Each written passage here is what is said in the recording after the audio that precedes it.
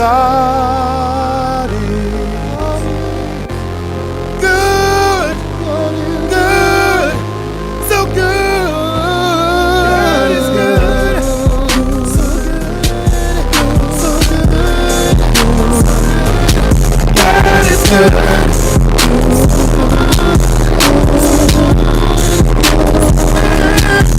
God is good.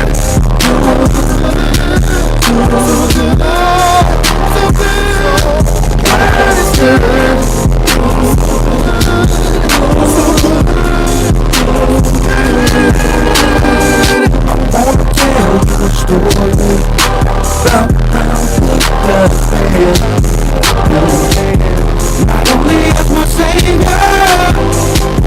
but as my friend.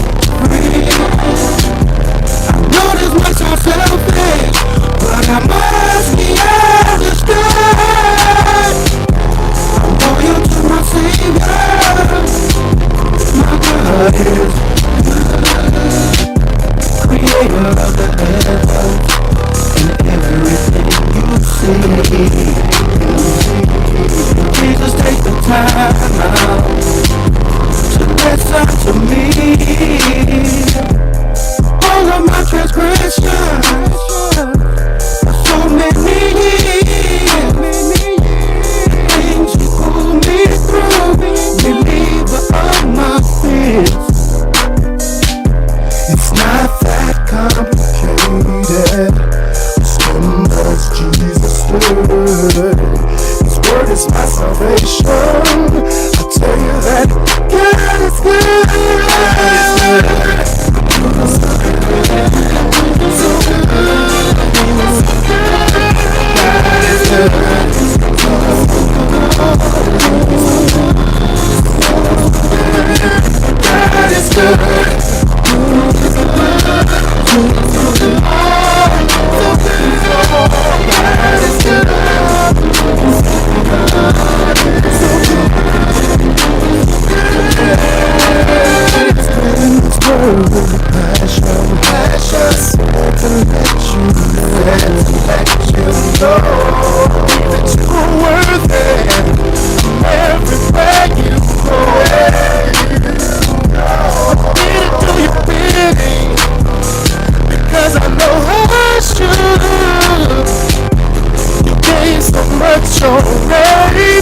That's all I know, he's good.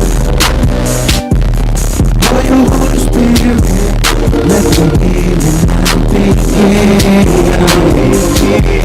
Hey, stop the giving, my faith would never end.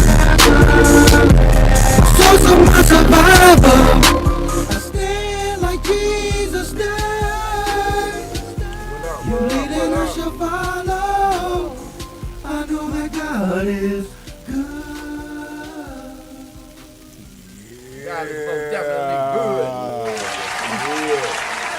Every day, all day, blessings and blessings and blessings and blessings. 24/7. Welcome. Hold on, man. Welcome to the Philosophy.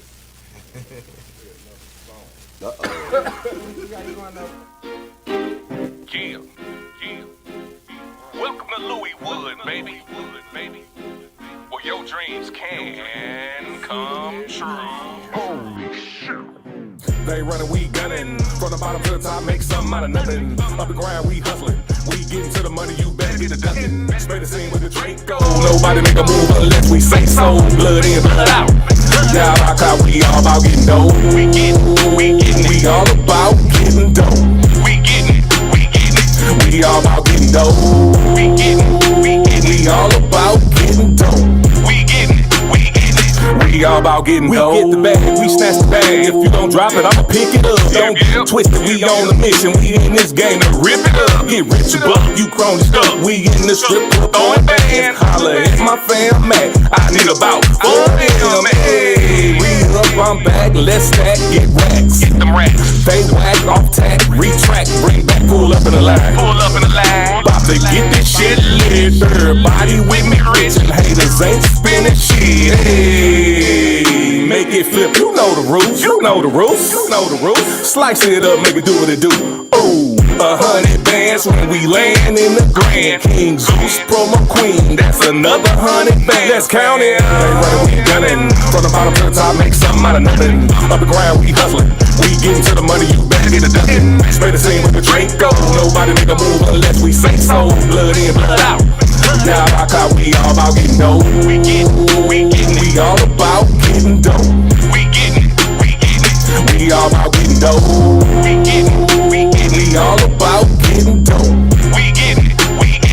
We all about getting dough. We make it flip, you know the rules.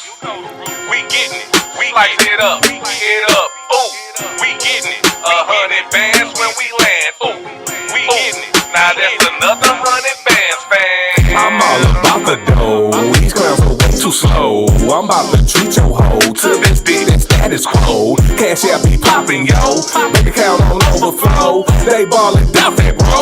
We bringin' in overload. We got them packs and them bitches hitting like hit 'em, man. We in the loop where you're too real, you might get banned. Call me son of Sam. 44 in my hand. Decapitate anybody trying to take my spam. We on a mission to get this cash. If you don't like you, kiss my ass. Hey, we in the club and we beatin' shit down. Tab open all night long, so start the next round. We clown. They running, we gunning. From the bottom to the top, make something out of nothing. Up the ground, we hustling. We getting to the money, you better get a duckin'. Spray the scene with the Draco. Nobody make a move unless we say so. Blood in, blood out. Yeah, we all about getting dough. We all about getting dough. We all about getting dough. We all about getting dough. We all about getting dough. We are back. It's 12:34 up in this piece, man, and we are on the Philosofee Show. Yeah, baby. I'm Tweezy the Don. Bird Bezel. And I'm Cass Mo. And man, we got two individuals in the house. We got our homeboy all the way from the East Coast. I don't think he there right now. I think he in Turkey or something. Ahsan, the golden child. Can you hear me? What's up, Frank? What's up, Auntie? Yeah, I'm here. Can you hear me? Yeah, we here. Yo, what's up? Peace, beloved. Down the middle of the map. Yes, I'm on the East Coast, New Jerusalem, New Jersey. All the names that we called it. How y'all feeling today? All good. All good. So and we also got Kaiserrific in the Kaiserrific, house, baby. nephew. Building, Yeah. baby. Go ahead, I didn't mean to cut you out. What you gonna ask? I'm finna ask that brother repeat where you at again. You in New Jersey? Oh shit! His cheek must have hit the Okay. bone or something. Something happened. He gonna Something come back in a happened. minute. There we go. He called him right back. Yeah. I'm back. On these mobile phones, man. I'm not going to say the carrier I got. Maybe we should say it and put them on blast. But yeah, I'm in New Jersey. Yeah, 'cause maybe I can stay and put them on blast and you all can get some money off our bill for the next 3 months. But yes, I'm in New Jersey, over in the East Coast, like you said earlier. New Jersey, New Jerusalem. All right, man. Well, New Jerusalem, New Jerusalem, New Dirty Jersey, Jerusalem. whatever you want to call it. That's cool. I just want to make sure that the viewers heard exactly where you said you was at, man. Welcome to the Philosophy. I appreciate that. And 100%. we finna get this going. Tweezy. Well, let's get some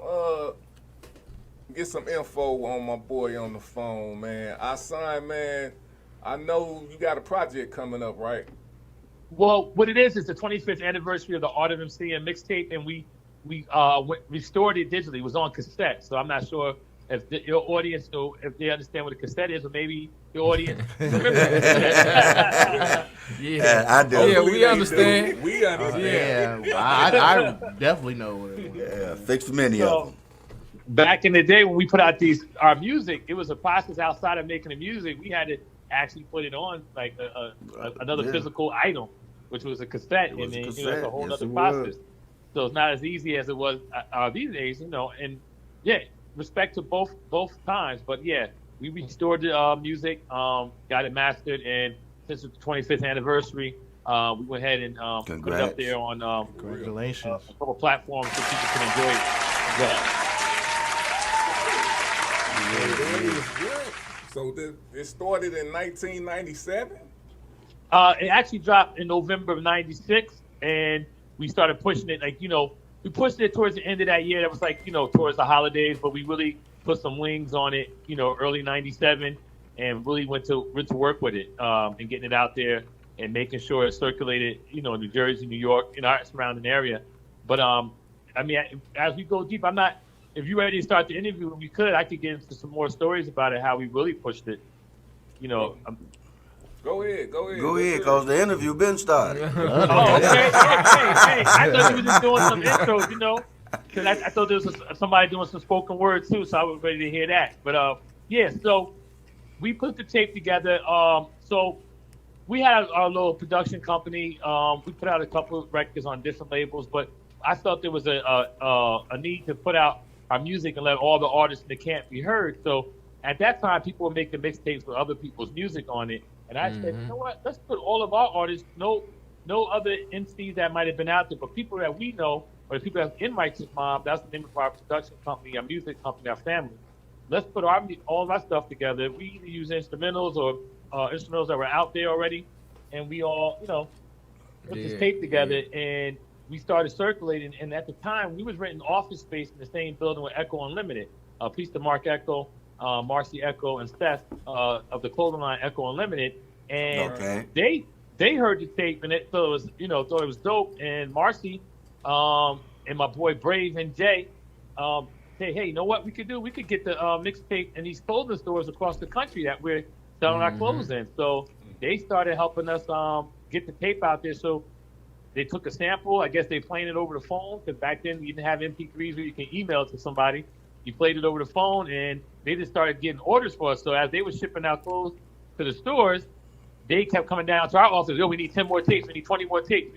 And I had to keep running home to Mom's crib and making dubs, doubling up on the cassette and coming back and fulfilling the orders. Right. So the grind was definitely a different grind back then than it is now. I was about to say, man, if it was the same grind as today, I know you would have been happy as hell. I say that all the time, man. We had that stuff back then. Oh man, we waiting on ADATs to get done and wait till the end of the week to hear the final results and all that bullshit. Yes, indeedy. Yes. So, and that caused us to go on, little tours within Jersey, some spots in New York. Showcasing all of our artists and our talent, and it was definitely a great experience. We had a lot of fun doing it. A lot of the artists that are on the tape are doing stuff now, like with Science to Life. You got John Robinson and his brother ID, and rest in heaven to our brother Inspector Willoughby. This is actually, we did this mixtape. I'm not even sure if they dropped 9 Easter with Bobito yet. 9 Easter may have just came out or about to be released when we did this. I think 9 Easter had Bobito just got those records pressed. And peace to Bobito, another brother in the radio game. Who else is on there? Black Mel, you probably know him as Superstition. Okay. From North Cackalack, he was on there. I'm trying to think, artists. There's a lot of artists. Oh, Elo Kush, he was on there. He was in a group called Nemesis at the time. Yeah, so, there's a lot of dope artists on there. Huh? I think I heard of Nemesis before. I've heard of Nemesis before. Yeah, they're from Jersey. My boy Elo Kush, well, at that time he used to go by Rebel Kush. They then made a group called Angels Inc. You probably know about Angels Inc. And yeah, and now Elo got a new project out too. John got a new project. But yeah, we music is our thing, man. It's in our blood. It's in our heart. So it's the love and the passion for it. Well, check this out, bro. We down here in the Lou, and Louis Wood got a playlist that we do, man. So, why don't you go ahead and enlighten us and drop us a copy of that mix that you got, and we promise to put it out. Okay, yeah. All right, so I'll send you I'll get your contact information and send you the link to the whole tape is up on Audio Mac at the moment. Okay. SoundCloud is being funny about one of the tracks. Actually, it's the Blackmail track because he rhymed over one of Biggie's instrumentals. So SoundCloud is being a little weird on that, but I get it. Everybody got to eat, and but I'll send you the link. That'll work. Yeah, absolutely. Okay, so I got a question that we're gonna move on and talk to my boy Kaiserrific, man. The 25-year anniversary of MCing. Because when I saw that, when I read your bio, it was like, I know it don't. It seems it should be longer than that. So is that a movement is that a movement, or is that the name of the actual mixtape? So yeah, so the tape, the name of the mixtape is called The Art of MCing. My brother from another mother, partner in this whole thing, KLD. We started Righteous Mob together. Actually, Righteous Mob was a name that he came up with, but we were in a group ourselves back in the day. And in one of his lyrics, he had said, the artist MCing most have false perceptions, how to use fake tactics and work on deception.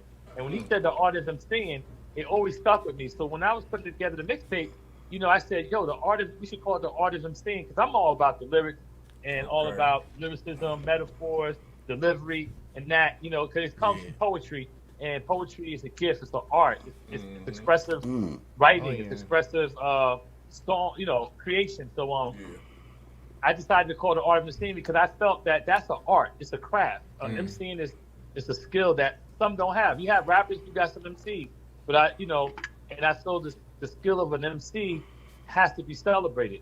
And then yes, to your point, a few years later, maybe so we dropped that 96, 97, maybe about in the early 2000s or so, maybe 2005, we started making a movement, and we were doing showcases in New Brunswick titled The Art of MCing. And we bring different artists onto the stage at the spot called the Court Tavern, which is a well-known spot in New Jersey. They had everybody from name any rock and roll group from the 80s used to go through there. My man, damn, he went I think back his name to off the the top of my 80s. head, but Bruce Springsteen was there. Bon Jovi. They all used to go to that spot. And then when we was coming up, we got them to start having hip hop in there. And so when I was able to promote the art of MCing at the spot, we started showcasing newer artists and new MCs and stuff like that. But yes, this art of MCing, I would like it to be a movement. Start celebrating and start and showcasing the talents of MCs out there.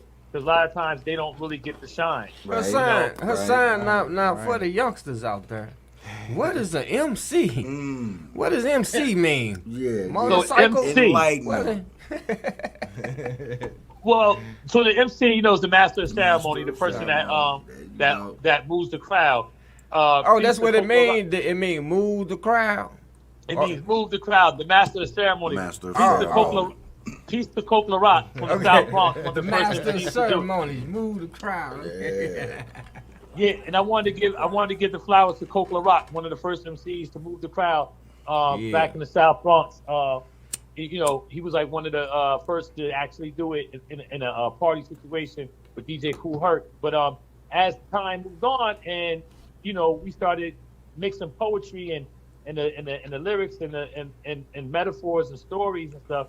It became the gift of words, and it got to be celebrated. Yes, sir. That is yes, true. Sir. That is true. So, with that being said, we want to move on. Not move on. I want to ask Kaiserrific this question, man, because all this talking about, rap history, the MCing. I know I started off writing poems when I was in high school and shit. You know what I'm saying? Writing poems for my homeboy to get to a gal and shit. You know what I'm saying? That type of shit. Or just writing poems, period. You know what I'm saying? Everybody was in love in high school, so I done wrote some shit. But get my own pussy. Right. Hey, I wasn't trying to fuck my own boy.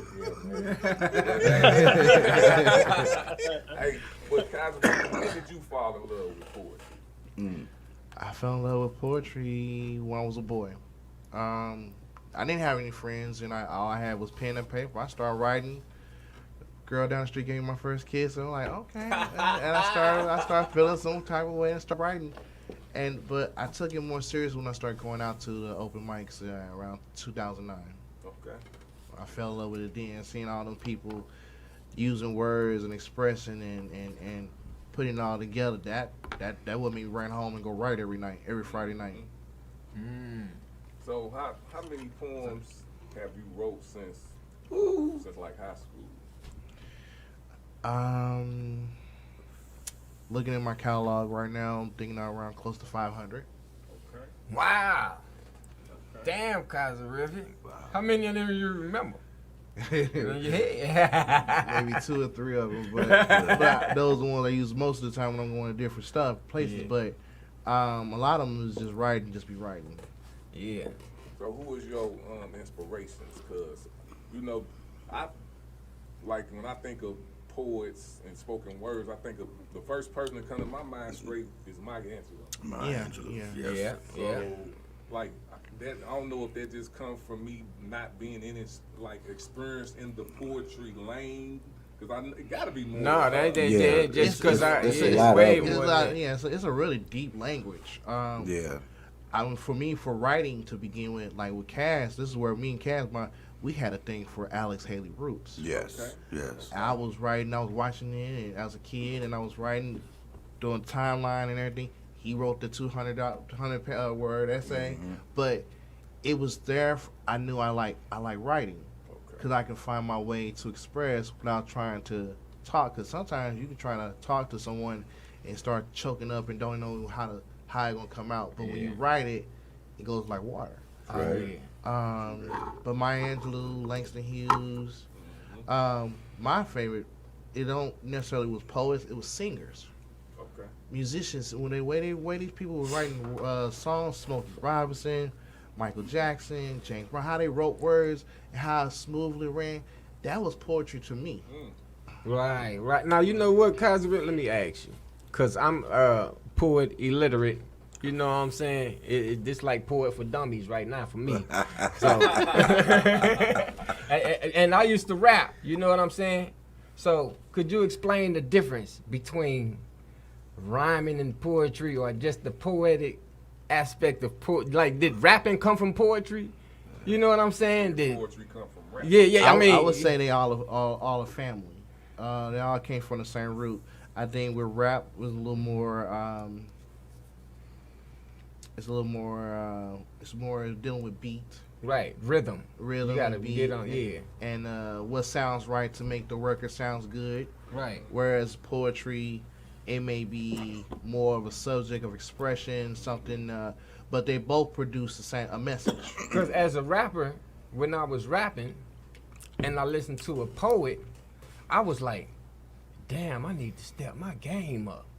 Because listening to a poet, y'all use the articulate, exotic words.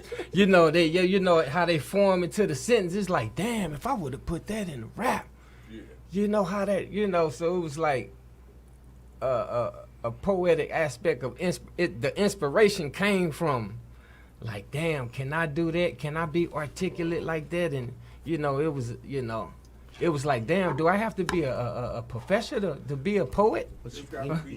Right, but you know what, Bert Bills, I think we took from rappers that when we started doing poetry with music, we got it from y'all, because y'all applied, pretty much y'all words were poetry, but it was in our rap form, which I put it in music, with music. So when we started coming in, we bounced off of y'all.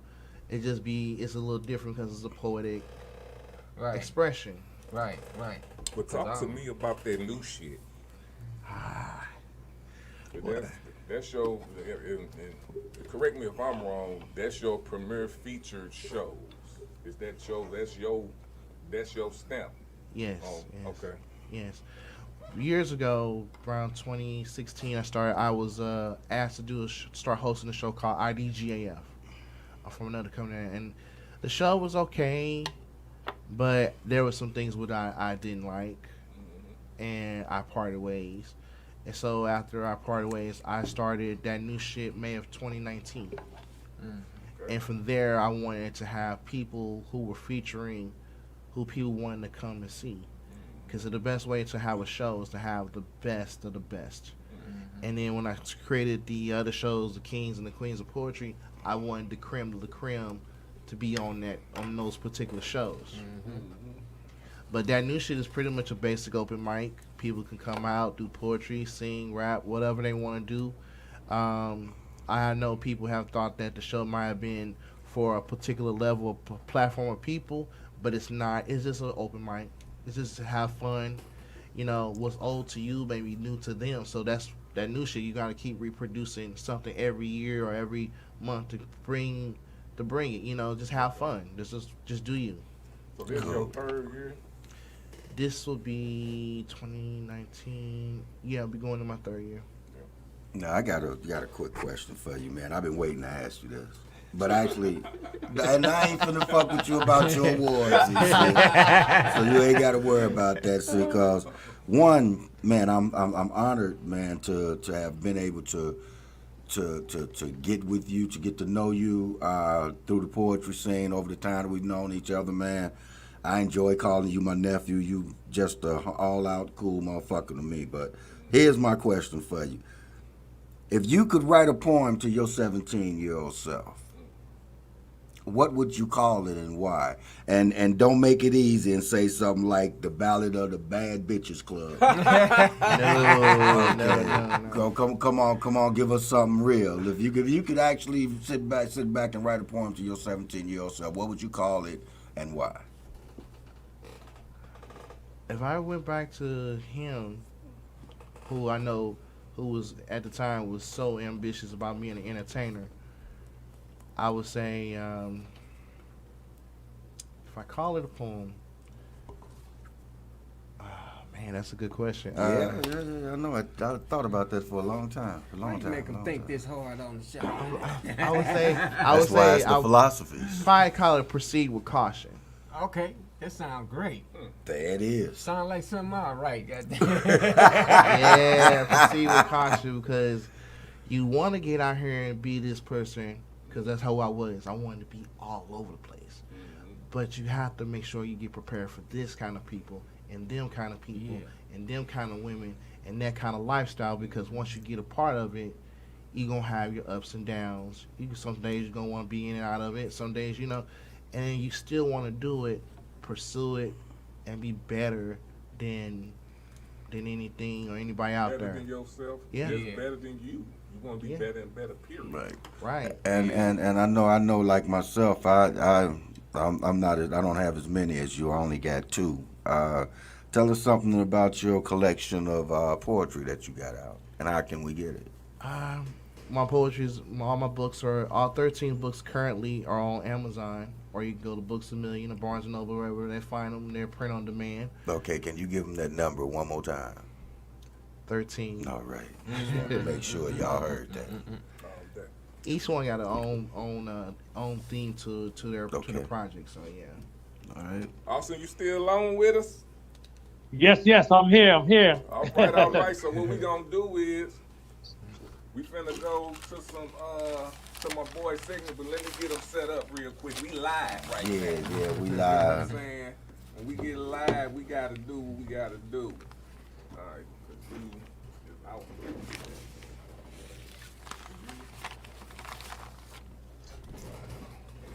Bam. All right. Hold on. Let me get you. Get me what you do, brother. All right. Well, this is the portion of the show that we call Spoken Word by Cass Mo. And today I'm going to give y'all a piece. I love doing this piece. This is a piece that I wrote because, you know, I'm one of those persons who don't believe in the word gun control. You know, ain't no such fucking thing as gun control. You know what I'm saying? The only place you can control a gun is at a range. It's the only time you got control of a gun. No such thing. So this is a piece called I Am Gun. You made me. You created me. But that wasn't good enough for you. You had to add on these fucking accessories, but I still get blamed for killing you.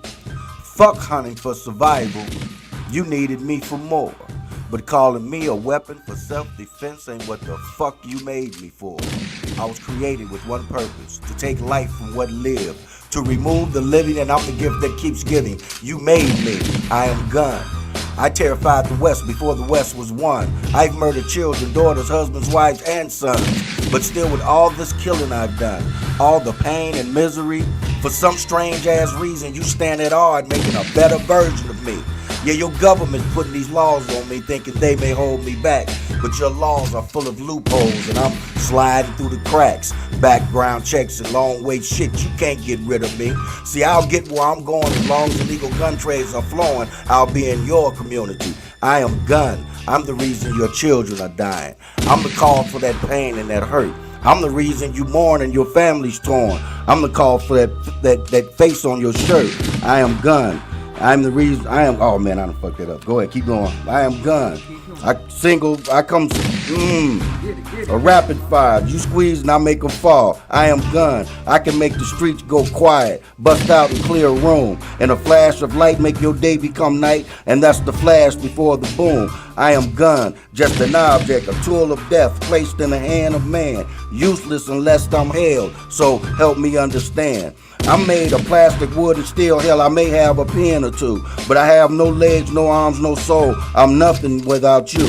Yet you want me freely in your streets, in your clubs, and in your schools. Until some asshole misuses me, then you remember I'm just a tool. I am gun. Yeah, you. Get it, man. Get it. Don't stop. Man.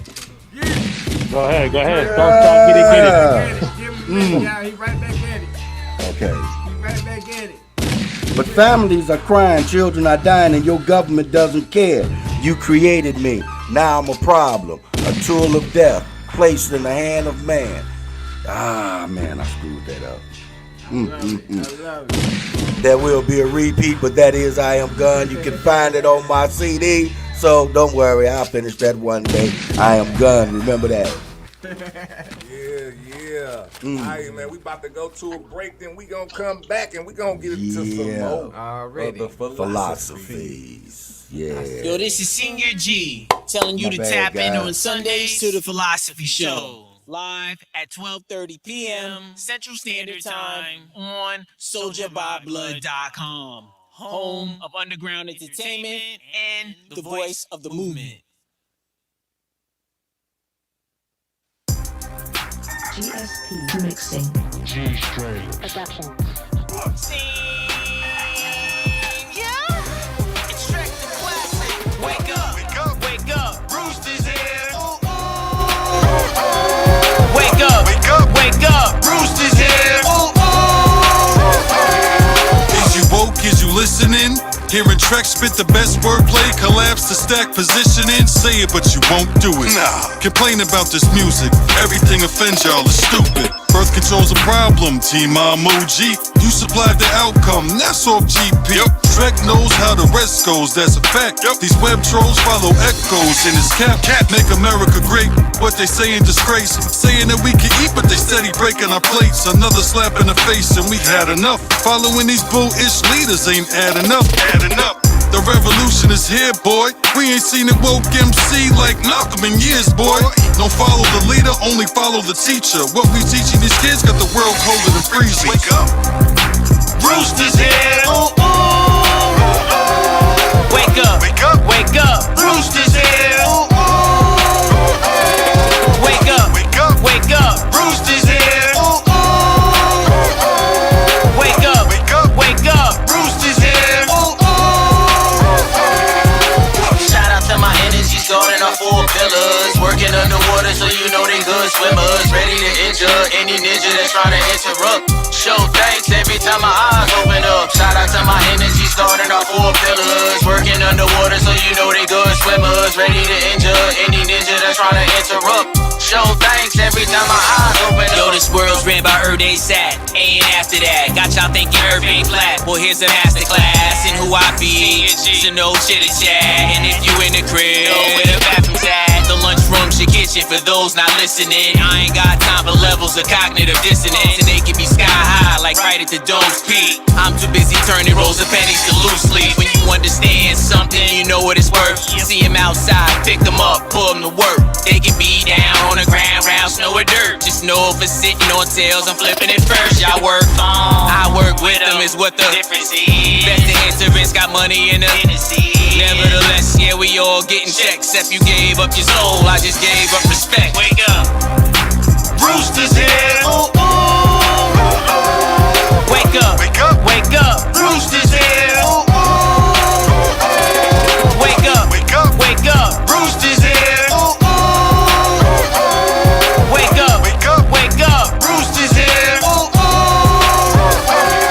Break a couple rules in heaven just to play this. They break a couple rules in heaven just to play this. They break a couple rules in heaven just to play this. Even Mama Nature got it on the playlist. They break a couple rules in heaven just to play this. They break a couple rules in heaven just to play this. They break a couple rules in heaven just to play this. Even Mama Nature got it on the playlist.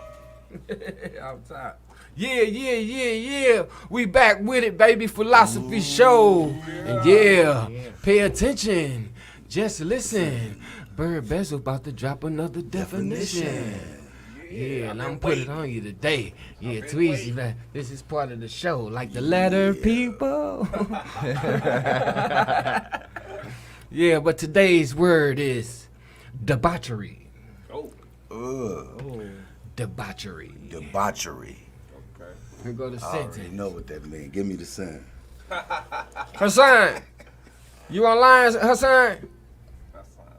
He he gone? He hung up? I think I heard him. He still? Oh, he gone. You online, Ahsan? I don't think he's there. You had muted him, man. Okay. Go ahead. Yeah, he's still there. He's still there. He probably. Yeah, I'm still here. Hold on. Oh, okay. Take your time. Take your time. Go ahead, Bizzle. Give it to us. I'm We can come back. I'm finna read the sentence. You gotta guess the definition. Okay. All right.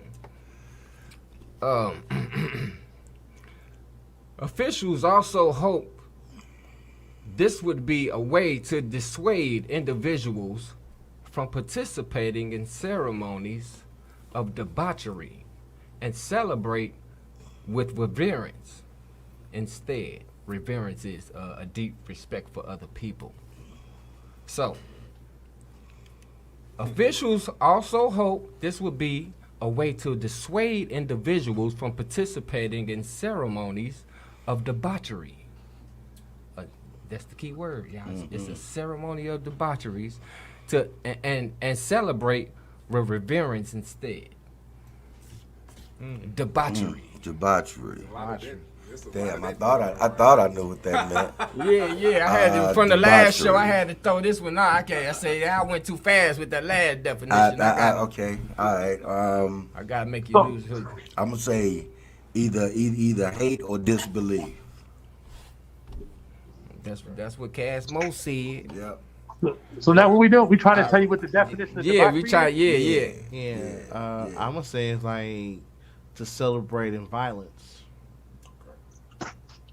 What were the choices again? You just named some choices. I couldn't hear. It was a little loud. So I read a sentence with debauchery in it, and we're trying to figure out the definition of it. What you say? What you say, Kaiserrific? Do you need to sell? I would say it sounds like it's saying that means to celebrate in violence.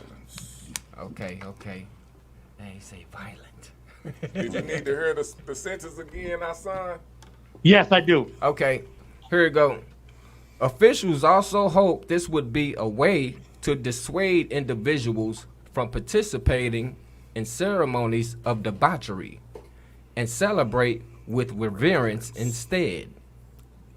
So I would say that they're saying debauchery is like a bunch of shenanigans, or like a bunch of not something successful, something that's not good, something that's not. I don't want to say bad, but something that's not growth or positive. So they want you to do something better than debauchery and failure. Okay. So not positive, something like not positive. Yeah, let's say that. Okay. I'm gonna say it's on like they don't want them to do nothing rebellious, like against what they want to do. Rebellious. Okay. I'm finna give you the definition. It got something to do with sensual pleasures. It's an excessive indulgence in sensual pleasures. Wow. Yeah,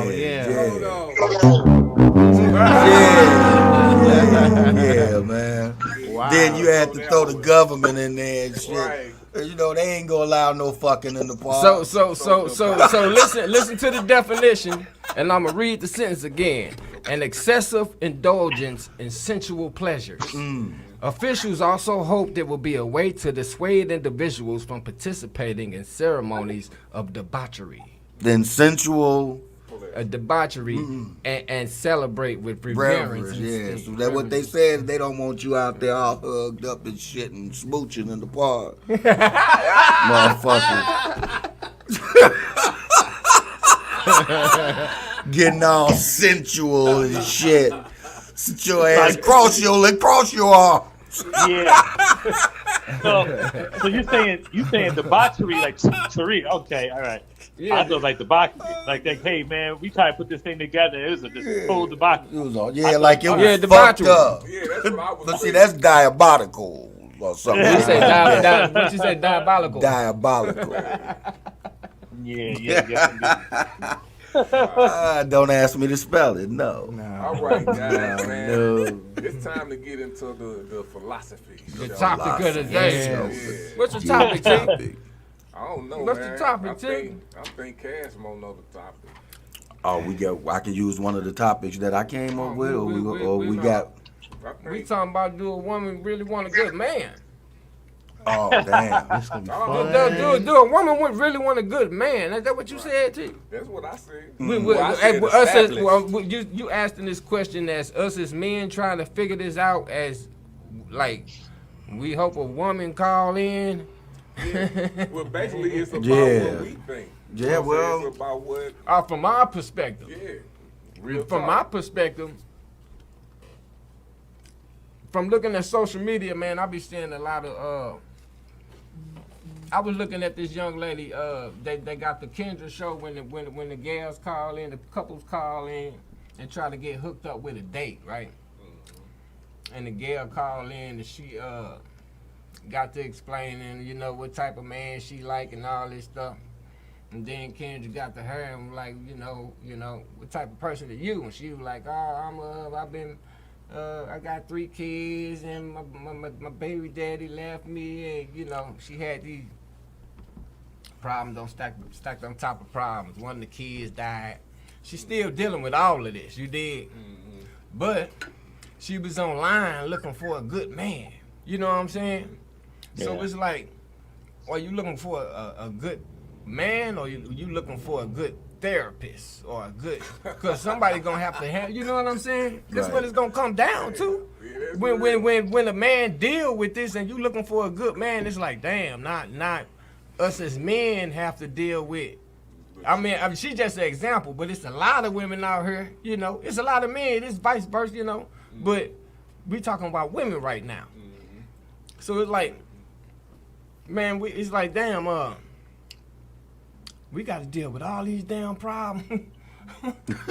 Yeah. We stacked on top of each other, and then you want me to be a provider, and then you want me to be a protector, and then you want me to show up on time to pick you up at work, and then but they want you to be. All they got to do is spread eagle, though, T. All I got to do is put my makeup on, look pretty with my weave and shit, and spread eagle, and then you got to provide the rest of this shit for me as a good man.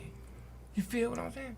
No. And don't y'all missing the one that they love to talk about when they get about that. And you gotta fuck the shit out of them. Don't miss that. And you better not miss that. And you better not roll over and she's sitting at the edge of the bed with her arms crossed.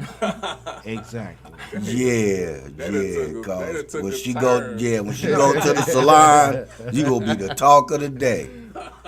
You know what I'm saying? You know what? If you fuck up, and that's what's fucked up about it and shit, cause y'all motherfuckers gotta understand that we get old.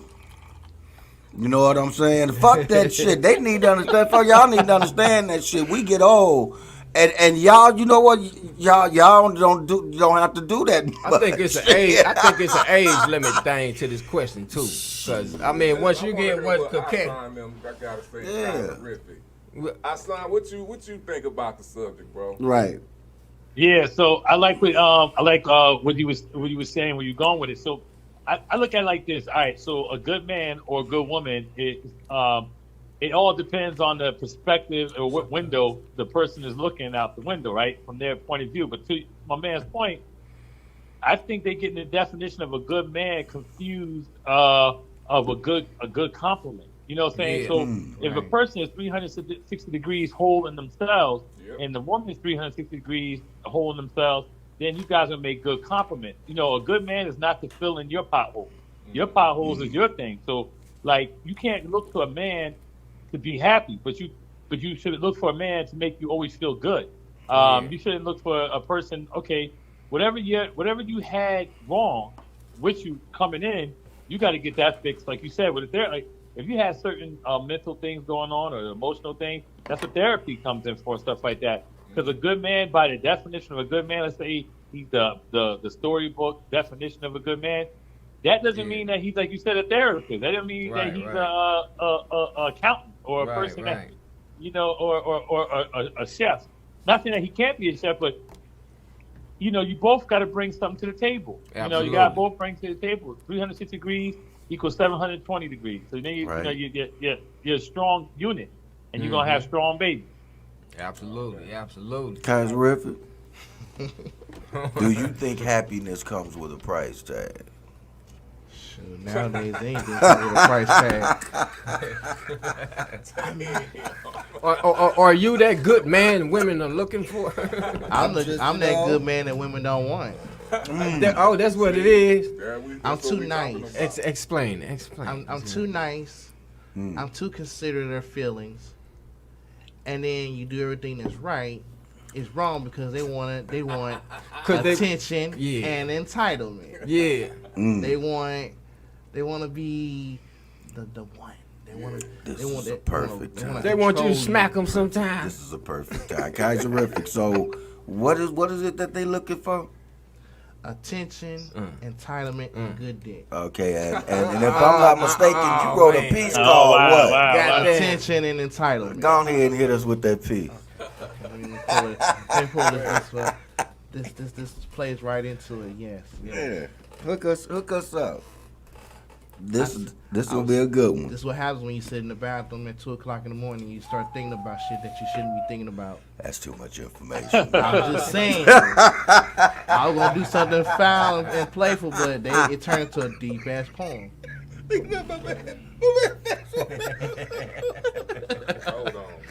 Hold on before you. I'm just being honest. That's where the piece comes. He the one who did it. I wasn't even thinking on that level. That's crazy. More dust, boy. Oh boy. Y'all ready? Yeah. Okay. Yes, okay. please. She said that the smart and most successful men are weird, a bunch of creeps, and we confused. Yet these dumb motherfuckers she date, fall in love with, give her stimulus check to, are the ones that make her weak. She'd rather have a house that's made of sticks than to live in a house made of brick. Meaning she prefer to be with that piece of dick even if she's living on the streets. Assuring oneself having a piece of man is better than having a man that she don't want to be with. Look here, little mama. I may not come with a 6-figure bank account. I don't have 2 Bentleys, 3 SUVs, and a Cadillac. I used to drive a Mitsubishi Outlander Sport, but I'm all right with that. But baby, I'm about to get my start. Working long, hard hours to hustle hard. If you love me, money's not an option. I can make you happy because you'll tell your daddy.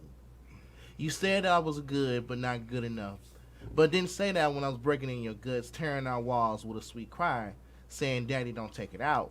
Stroke by stroke, I had you falling in and out of love, and they wonder why you all on to me when we out. I may be considered a weirdo or a creep, discreetly calling me gay, when you know that's not my thing, but those are the lies you tell other females about me when you don't want them around me. And you wanting a piece of me to get your come up on my poetry scene. Only because you heard the revelation of my name. Yeah, they said Kaiserrific is doing his thing, But when that shit hits, some of you females ain't shit. All y'all want is attention, entitlement, and some good dick. This poem is inspired by the ladies to teach y'all a lesson of thinking twice before you all label me. Don't judge a book by its cover when you haven't read the chapters. It's a piece. All day. Snap. Okay.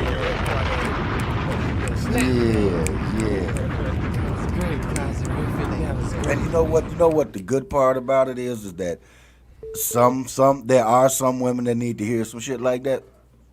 And if you know what, if you get mad when you hear shit like that, maybe you should look in the mirror. Who we got on the line? Yeah. It's your boy Lil Swag. Oh, Swaggo. So Lil Swag. Dude, you sound every time I hear you say it the same way every time. It's your boy Lil Swag. Yeah. You better trademark that. Oh, me. It's your boy Lil Swag. It's your boy Lil Swag. What's up? What you think about the topic? NFT. Shit, what was the topic again? Oh man, hold on. I'm having a problem. You just coming on to get some fame, man. Yeah. No. We thought you was listening. But we talking about do women really want good men? Do women really want good establishment? No, good men. You said good men? Good men. Established men, good men. Well, I think some good women do, but not all of them. And I think most of the good men do, but not all of us. Okay. And my question is, what do you think a good man consists of, Swag? You said, what do we consist of? What do you think? What do you think a good man consists of? You know. I think a good man consists of not being me personally, not being try to be different than other people. The reason I mean different, I mean like not acting like acting like people in the streets, like carrying guns and stuff like that. You could be a good man you be a good man with a good, but how you handle yourself and how you treat other people. Okay. So I got a question for you. Let me get you a clap on that. Yeah. Okay, so we got Ahsan, the Golden Child, on the line, man, and he got a project called he got the 25 years of MCing, of the art of MCing. So my question is, I got two questions for you. The first question: do you know what MC means? Like masters of how you talk about like MC? Like MC in hip hop. Yeah. What is a MC? Masters of like I know it had to like deal with a ceremony, but like dealing with a ceremony or something. All right, Lil Swag. There it is. I like that. There you go. All day. Okay, so what you think about that when it comes to hip hop? When it comes to hip hop, yeah, but I prefer people to talk different because I look at everybody always talking about the same thing almost. That's why I switched up. That's why I switched out some new songs that I did. I want to switch it up too because I look at everybody always talking about drugs, guns, but that's why I dropped my first two songs first about like pain and stuff. Okay. Hey, Lil Swag got a head on it. Hey, man, I like you, Lil All Swag. right, I can get with that. Yep. What you think about that, Ahsan, about what he said? No, yeah, I can say I could get with that. Yeah, exactly. You were correct. Master of the ceremony, move the crowd, all that, and yes. Yeah, all day, man. So, damn, that was a good conversation. I wasn't expecting that, man. Well, you get surprised every Sunday, my brother. So, we're going to keep it going with the Philosophy Show, man. And I know we had another question. Or did you have anything else to say on the call, man? No. You know, we always getting them. Somebody else want to know what's going on. There we go. Yellow. Guys, about that. Yeah, Lil Swag, that was definitely good definition. Yeah. Right on. And yeah, and I agree with you. As artists and MCs and poets and rappers in this game, we got to start opening up more of the dimensions of what we're speaking about. Right. Everything can't just be one dimensional. Yeah. Right, All day. right. All day, man. And we can speak on this because I'm in heart, I'm a hip hop fan. You know what I'm saying? I'm a hip hop fan. I was there. Yes. I remember the 80s. You know what I'm saying? I remember the 90s. I remember 2000s. I remember, and I could see the change in it. Like, I don't really follow hip hop right now. I ain't gonna lie to you. Me neither. You know what I'm saying? I can't even say that. I don't follow the mainstream hip hop. Right. Yeah. You know what I'm saying? 'Cause I still follow hip hop because that's what I'm doing now. I don't follow the negative shit, the shoot 'em up, bang bang shit. I follow when I know good music. Right. Yeah. So, when do you think hip hop actually changed from the beginning? And I know, like, if you really look at hip hop from the beginning, it was commercial. Yeah. It was considered commercial. It was, as far as when it got to us, it was commercial. It was conscious too. You had the BDPs and the Public Yes. Enemies. You had the what was that? The X Clan. You had it was straight. And it seemed like because who run it? The Jewish community run it with the. You know what I'm saying? Well, when it comes that's to, why I wanted to ask. you know, Yeah. I think they had to change the dynamic. Cause they talk about that on black documentaries. Now they on you listen to any of them, they be like, you know, they had control of the narrative. Like, damn, yeah, we don't want y'all to talk about conscious shit. We want y'all to grab this gun and go shoot your fellow hood member. And that shit just blew up. After, remember, we was just talking about this after NWA, after Fuck the Police, that still had a message in it. You know what I'm saying? Yeah. Now they talking about they got a message in it. Back in the day, it was derogatory. It was just like, you shouldn't say that. Yeah, but it was new. It was a lifestyle we didn't. And you have to remember what kind of parents you had back then versus now, because the parents now were coming up in the hip hop era too. So what they were rolling with, the kids were rolling with. Versus our parents, they would listen to Motown, it was in Stacks and all this stuff. They condone themselves in a mannerly fashion where they didn't say, "Oh, fuck the police," didn't. Oh, we wouldn't say that. Right. But now, well, let's say like this: our parents, you know, came through Motown Stacks era, like you said. But those artists too, and the people who listened to music then also knew and respected. You know, they saying "fuck the police" as well. They just didn't say it on records all the time. And you know, you do have a lot of artists out there like the Last Poets, Gil Scott Heron, and artists like that would speak about the injustice and the atrocity that was going on in our community. So it was recognized. It's just that when, you know, NWA said it, it was a lot louder to a rhythm. And as you said, the message wasn't straight up like derogatory to the police, all police officers. It was to the establishment, to the mentality of the racist cop, the cop or the cop that abused his power. So if you felt hurt or felt some type of way by those lyrics, then it was directed towards you. Like they said, you throw a rock in the pack of a dog, the one that barked is the one that got hit. So all those police officers and officials that screamed out against NWA back in the day, they got hit because they felt some type of way because they was speaking, the message was directed towards them. But I wanted to correct one thing. Prior to the late 80s, when you have like the 70s, the mid 70s, the late 70s, and before the first record was recorded, yes, hip hop was a thing to motivate the party. But at the same time, consciousness, even with Melly Mel, with the message and stuff like that, seeped into the records, into the music. And throughout the 80s, you had artists who may have had a conscious message. You had some that had more of a party thing. You know, you had your commercial records, you had your underground, you had your club records. But Can I ask a question? So you talk about the 70s and the 80s? Yes. Between these two artists, who would y'all prefer was better, Tupac or Eazy-E?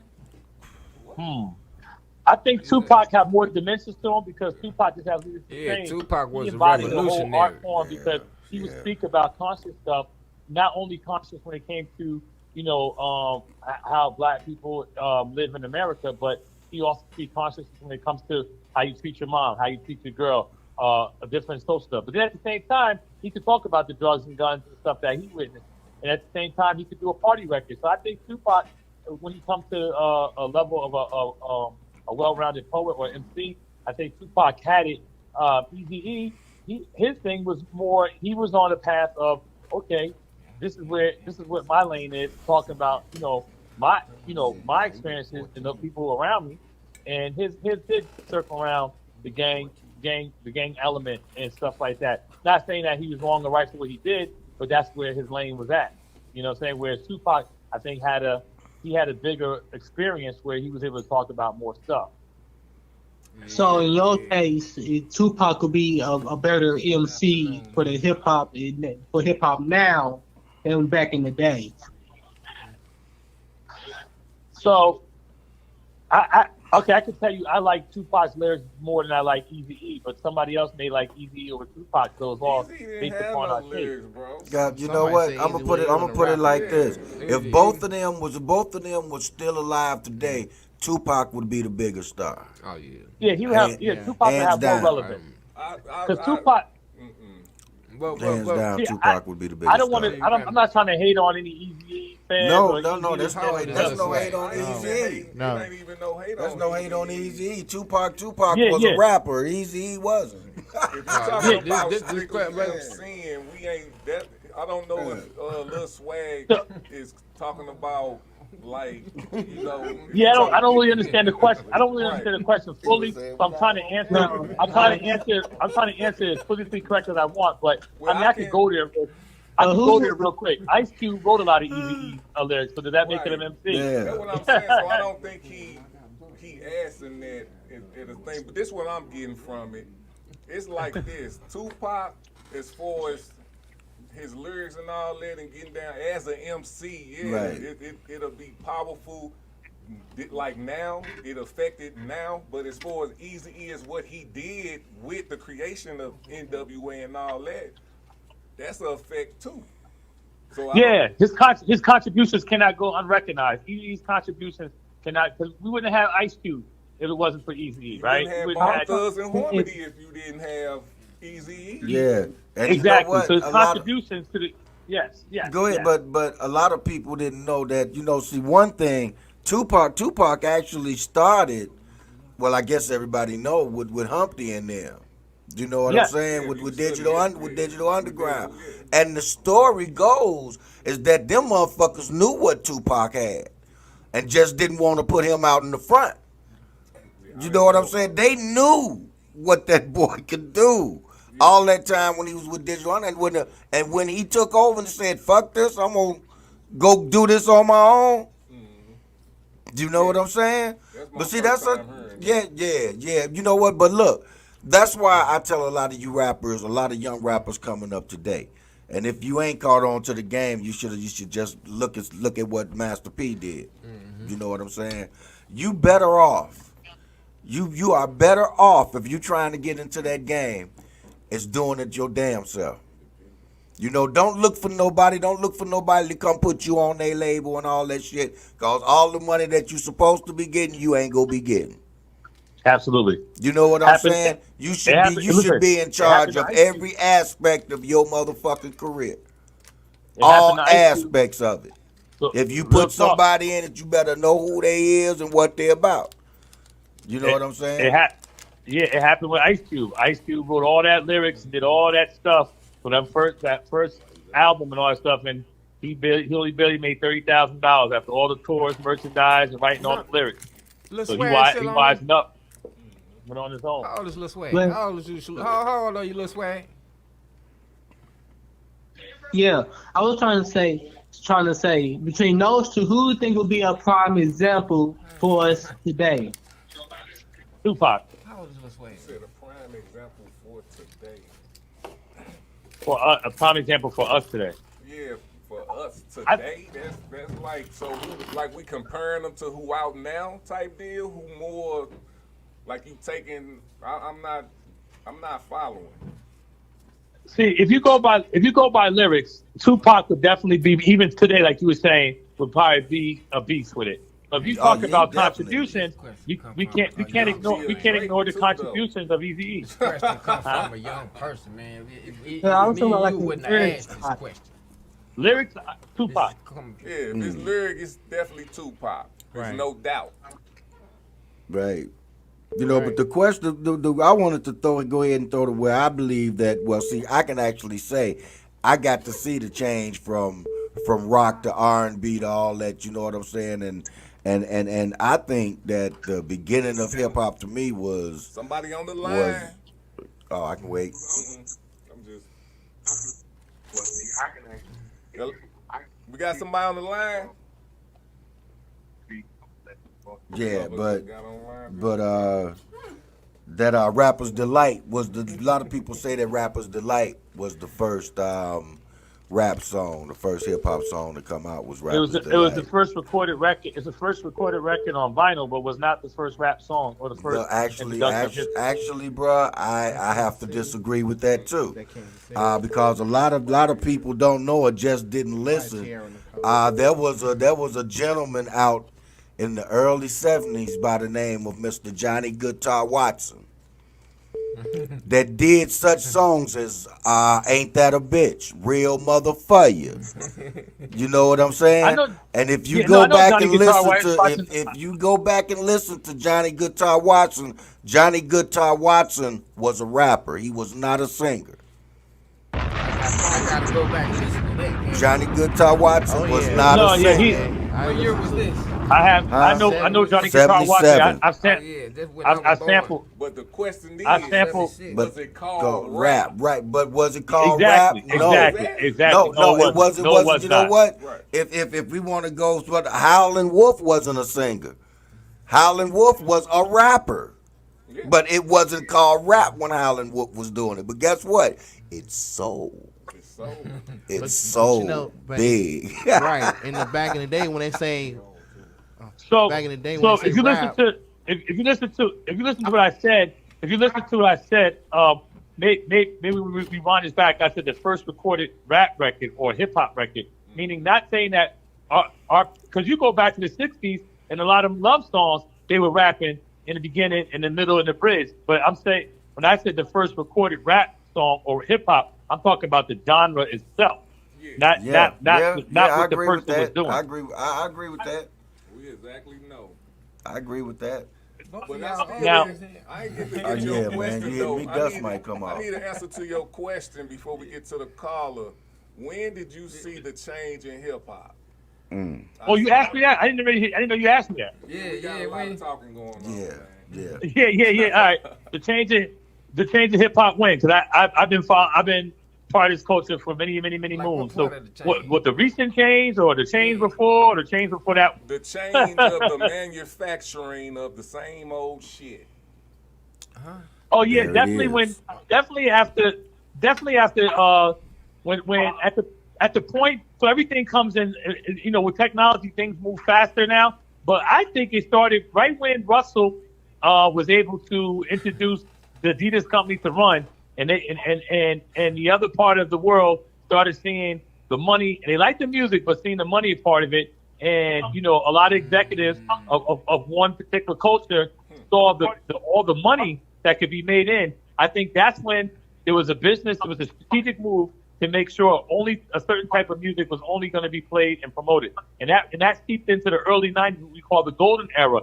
So when radio stations started playing more hip hop, or you had your 24-hour hip hop station, they tend to play the same type of songs, the same type of message over and over again. But you had this plethora of music in the underground scene that had multi-dimensions.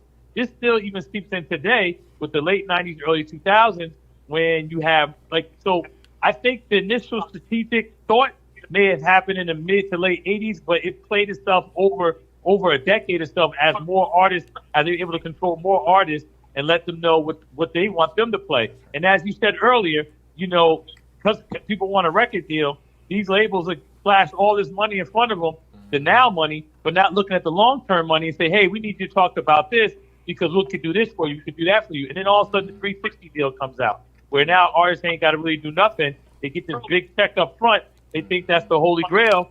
But I always said, if they could give you $1 million, how much money are they making? If they could give all these sports players $5 million deals, how much are the owners making? You always got to look at it like that. And that's, I think the control is, I think we're seeing a plan that was strategized a long time ago play out now because now everybody's on board. So we saw evolution of change because it started a long time ago. You know, like you said, the people that was controlling the music industry saw a strategy. Because at first they didn't give a damn about hip hop. They really didn't care less. They didn't think it was going to even last. But when they saw those numbers, they said, "Oh, we got to put more stuff into it." And then you got the people that's backing these labels, the sponsors, saying, "Well, we need to sell more alcohol. We need to sell more guns. We need to sell more hospital beds. We need to sell more cemetery plots." Then That's some fucked up shit. So when did NWA really start kicking, man? Let's talk to the caller. We got a caller on the phone. Who we got on the phone? I can't hear you. Hello. Hello. Hello. Hello. Yeah. What's going on? Can you hear Hello. me? Hello. Can you hear me? Yeah. Yes, we can. Yeah, we can hear you. We can hear you. What's up? Hello. What you calling about the topic of the day? Right. I wanted to expound on that whole conversation y'all was having about Pac and Easy. Okay, go ahead. Come on. All right, so I wanted to expound on that whole conversation y'all was having about Pac and Easy. All right, so here's the thing. All right, so you can't put Easy E and Pac in the same conversation. Yeah, I would say the question comes from a younger person. You can't put them in the same conversation because they're two different artists. To be truthfully honest, Easy wasn't an artist. Okay. He was the front. He was the money behind the label. True that. Okay. And so, if you look at the Agreed. They're two different artists. To be truthfully honest, Easy wasn't an artist. Okay, come with it. They put him on the track because he had the voice. So, and when Digital Underground felt some kind of way when Pac signed with Death Row. They put him on the track because he had the voice. Oh, real quick, just want to insert before Pac signed with Death Row, he signed Interscope Records. Yeah. Right. He was on Interscope originally, and then went over to Death Row because Interscope wasn't paying him right either. It wasn't that they was paying him right; he was in jail. Well, even prior to him going and being incarcerated, there was some issues with certain things with the contract and stuff. He had a case. That's what it was. He had that rape charge, and that's why Interscope wasn't fucking with him. I mean, yeah, you could. Yes, I agree with that 100%. But Interscope, I'm not going to call them any holy grail either. I don't. No. Their contract wasn't copacetic from the rip either, outside of whatever he did. So Tupac unfortunately was a great talent that never got aligned with the right situation for him. The only reason why he got tangled up with Death Row was because he was trying to get out of jail. He didn't want to be there. And so that's why that's the only reason. I said that's why there's over 150 tracks that have never been released because he was trying to fulfill the contract, and then he died. Exactly. All right. He was trying to do what Prince did. When Prince was like, unhappy with Warner Brothers, like, you know what, here go all your albums, and now I'm gonna become the symbol. The history lessons on here, man. Yeah. The philosophies, baby. Well, since we got a queen on the phone, we can't let you go without asking you the question of the day. Yeah. All right. Do women really want good man? Queen live too. I don't understand the question. That's confusing to me. What is that? Why what is you that? mean? Why? Okay. What do women really want established men? Are you basing this off of personal experiences that you've had with females that you thought wanted established men, and it turns out they just wanted a sponsor? Okay, what do you consider a good man? What do you consider a good man?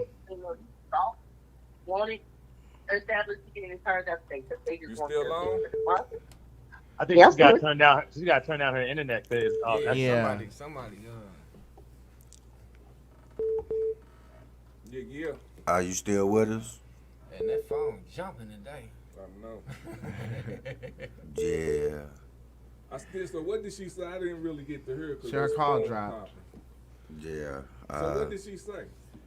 Well, she said she never answered that question. She said she didn't understand the question of what and she wanted to know man. A good woman Deserve a good man. Not deserve. Do a good woman. Really want a good man. Really want a good man. Simple. It's pretty simple, but the way to ask her if she couldn't answer that question is what do you think a good man is? Right. You know. All right. She should be back on now. Yeah. Hello? Questioning the question, meaning was the question coming from a personal situation or was it really It's just a question. It's just a question. It's just a question. It's just Hey, I'm just repeating what she said. Okay. Well, she on now, believe me. Okay. Are you back? All right. I'm just asking because what is that? What you mean? Of course, yes. Okay. Yes. Now, what is a Of good course we do. What do you think? What is your definition of a good man? What do you think a good man is? The definition of a good man. Wow. That's loaded. That is not a loaded question.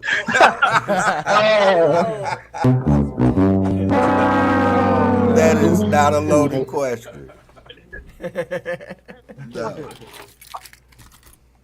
We waiting? Yeah, you can. That's loaded. For me, I think the idea what a good man is, or whatever, I don't think it has anything to do with gender. I think a good person, period. Okay. You know how to treat people. Okay. You know how to treat people. You do right by people, but you own your shit regardless. Okay. I like that. I mean, I like that. That's just what it comes down to. A good person will own their shit, good, bad, or indifferent. If you can own it, I can fuck with you. You ain't owning it, I can't fuck with you. So owning your shit makes you a good person in a relationship with somebody who's looking for a relationship. For me, I ain't speaking for nobody else. There you go. What we asked. If I'm in a relationship with somebody, I expect for you to own your shit. Because I'm a bitch in the morning. And what you mean by own your shit? Period. Like just owning. That's a loaded question. Owning the good, owning the bad, owning the ugly, owning all of that shit. The mental health, being honest about your mental health. Being honest about your mental health, being honest about all that shit. If you can't own it, then what's the point? I would rather, because I'll tell a person in a heartbeat, I'm a bitch in the morning. Right. How many niggas is out here doing that? They're not. You saying they're not. What? Say that. They're not. How many men are being honest about where they are? It's always, I'm all right, I'm fine, I'm okay. Okay. Because you don't never see about me. I just asked you how you was doing. You hit me with a one-word answer. So it's about a give and take thing. If you're not willing to be transparent, then I can't be transparent with you. If you're not gonna give me, if you're not gonna be real with me, I can't be real with you. Right. If you gonna play with me, then I'm gonna play with you. Okay. So owning your own shit is pretty much taking the good with the bad, and then taking accountability and being willing to be held accountable. If you ain't willing to be held accountable, then this relationship ain't gonna work. So you want me to accept all of my wrongs and what I'm doing, but you're not accepting anything that you've done. That's a problem. Okay, so owning the blame for things that go wrong in a relationship, or just being accountable for your role in it. Everybody got a role. So what if their role is to be the provider of the house, and they want to go out and go to the strip club with you every weekend as a, a toast to getting down and kicking it? So what you think about that? You take care of everything in the house, and all he want to do is go to the strip club with you to let some steam off. That's what he like to do, and he own that. He let you know that. So what you think about that? So what would be wrong with that, if it's anything wrong with that?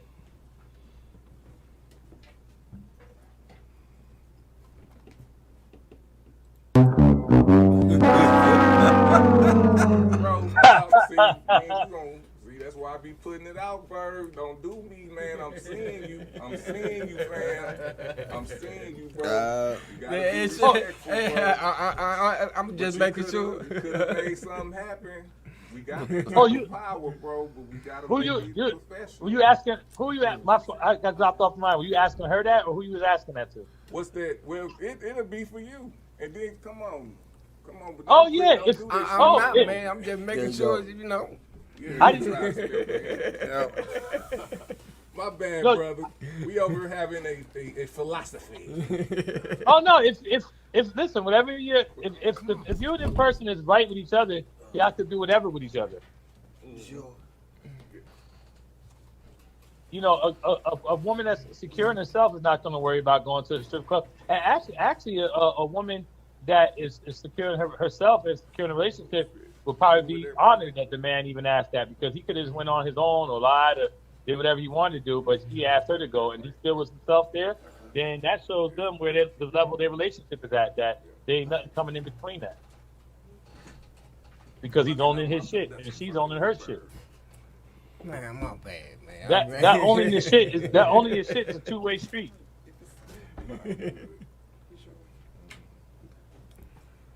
Stay focused though. Yeah, I am. Hey, so I feel the same way about what you're saying. I wouldn't see nothing wrong with that unless there's something wrong with your girl not liking that. You know what I'm saying? Because it's like this. Maybe she don't like it. Yeah, if she don't like it, then you have to say to yourself, all right, well, like, I don't, you know, if she don't like it, she think it's derogatory and all that stuff like that, then you gotta say, all right, well, there's no need that you have to come. Just like you don't like a particular style of music. I mean, not music, or movie. Let's say you don't like horror movies. You know, then you have to decide, all right, like with me, I like the superhero. Wait, before we get there, because I want to go off the subject. The point is, I want to do it, though. I want to go out. She don't like it, but I still want to do it. So she's let you go on your own. You shouldn't force her to go, but you should be able to go on your own. Okay, so that's what I'm going with it as. Like, so is these things worth it? Because some people it should never be a problem down the line. It shouldn't be it got to be a total understanding. It should never be a problem down, because eventually why you want to keep doing it? You know, the questions gonna start coming up. Yeah. So we got a queen in the house. What's your name? How you doing? I'm Kim. Good. Kim.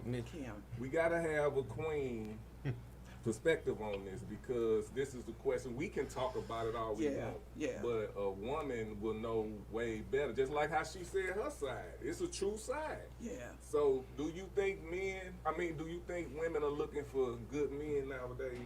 I think they're looking for good men nowadays, but I think they don't have a clear understanding of what a good man looks like. Okay. Mm-hmm. I see a lot of sisters struggling with that. Yeah. I think a good woman have to understand that a good man comes with baggage too. Right. So if you don't, go ahead. No, I was gonna say it's not nothing to take away from my sisters, right? Yeah. Right. But I think if you didn't have a good role model or a good direction, right? Sometimes the sisters can be pulled in different directions, and you know what I mean. Yeah. And they can miss what's really coming at them. Right. And that's me speaking from experience. That's why I asked to come to the table. A lot of times they fall in love with the same kind of man with a different face. So it's a cycle that keeps going back, and it goes, but not just for women but men too. It's a cycle. We find the same kind of people we try to, just different people. That same kind of person. Right. So.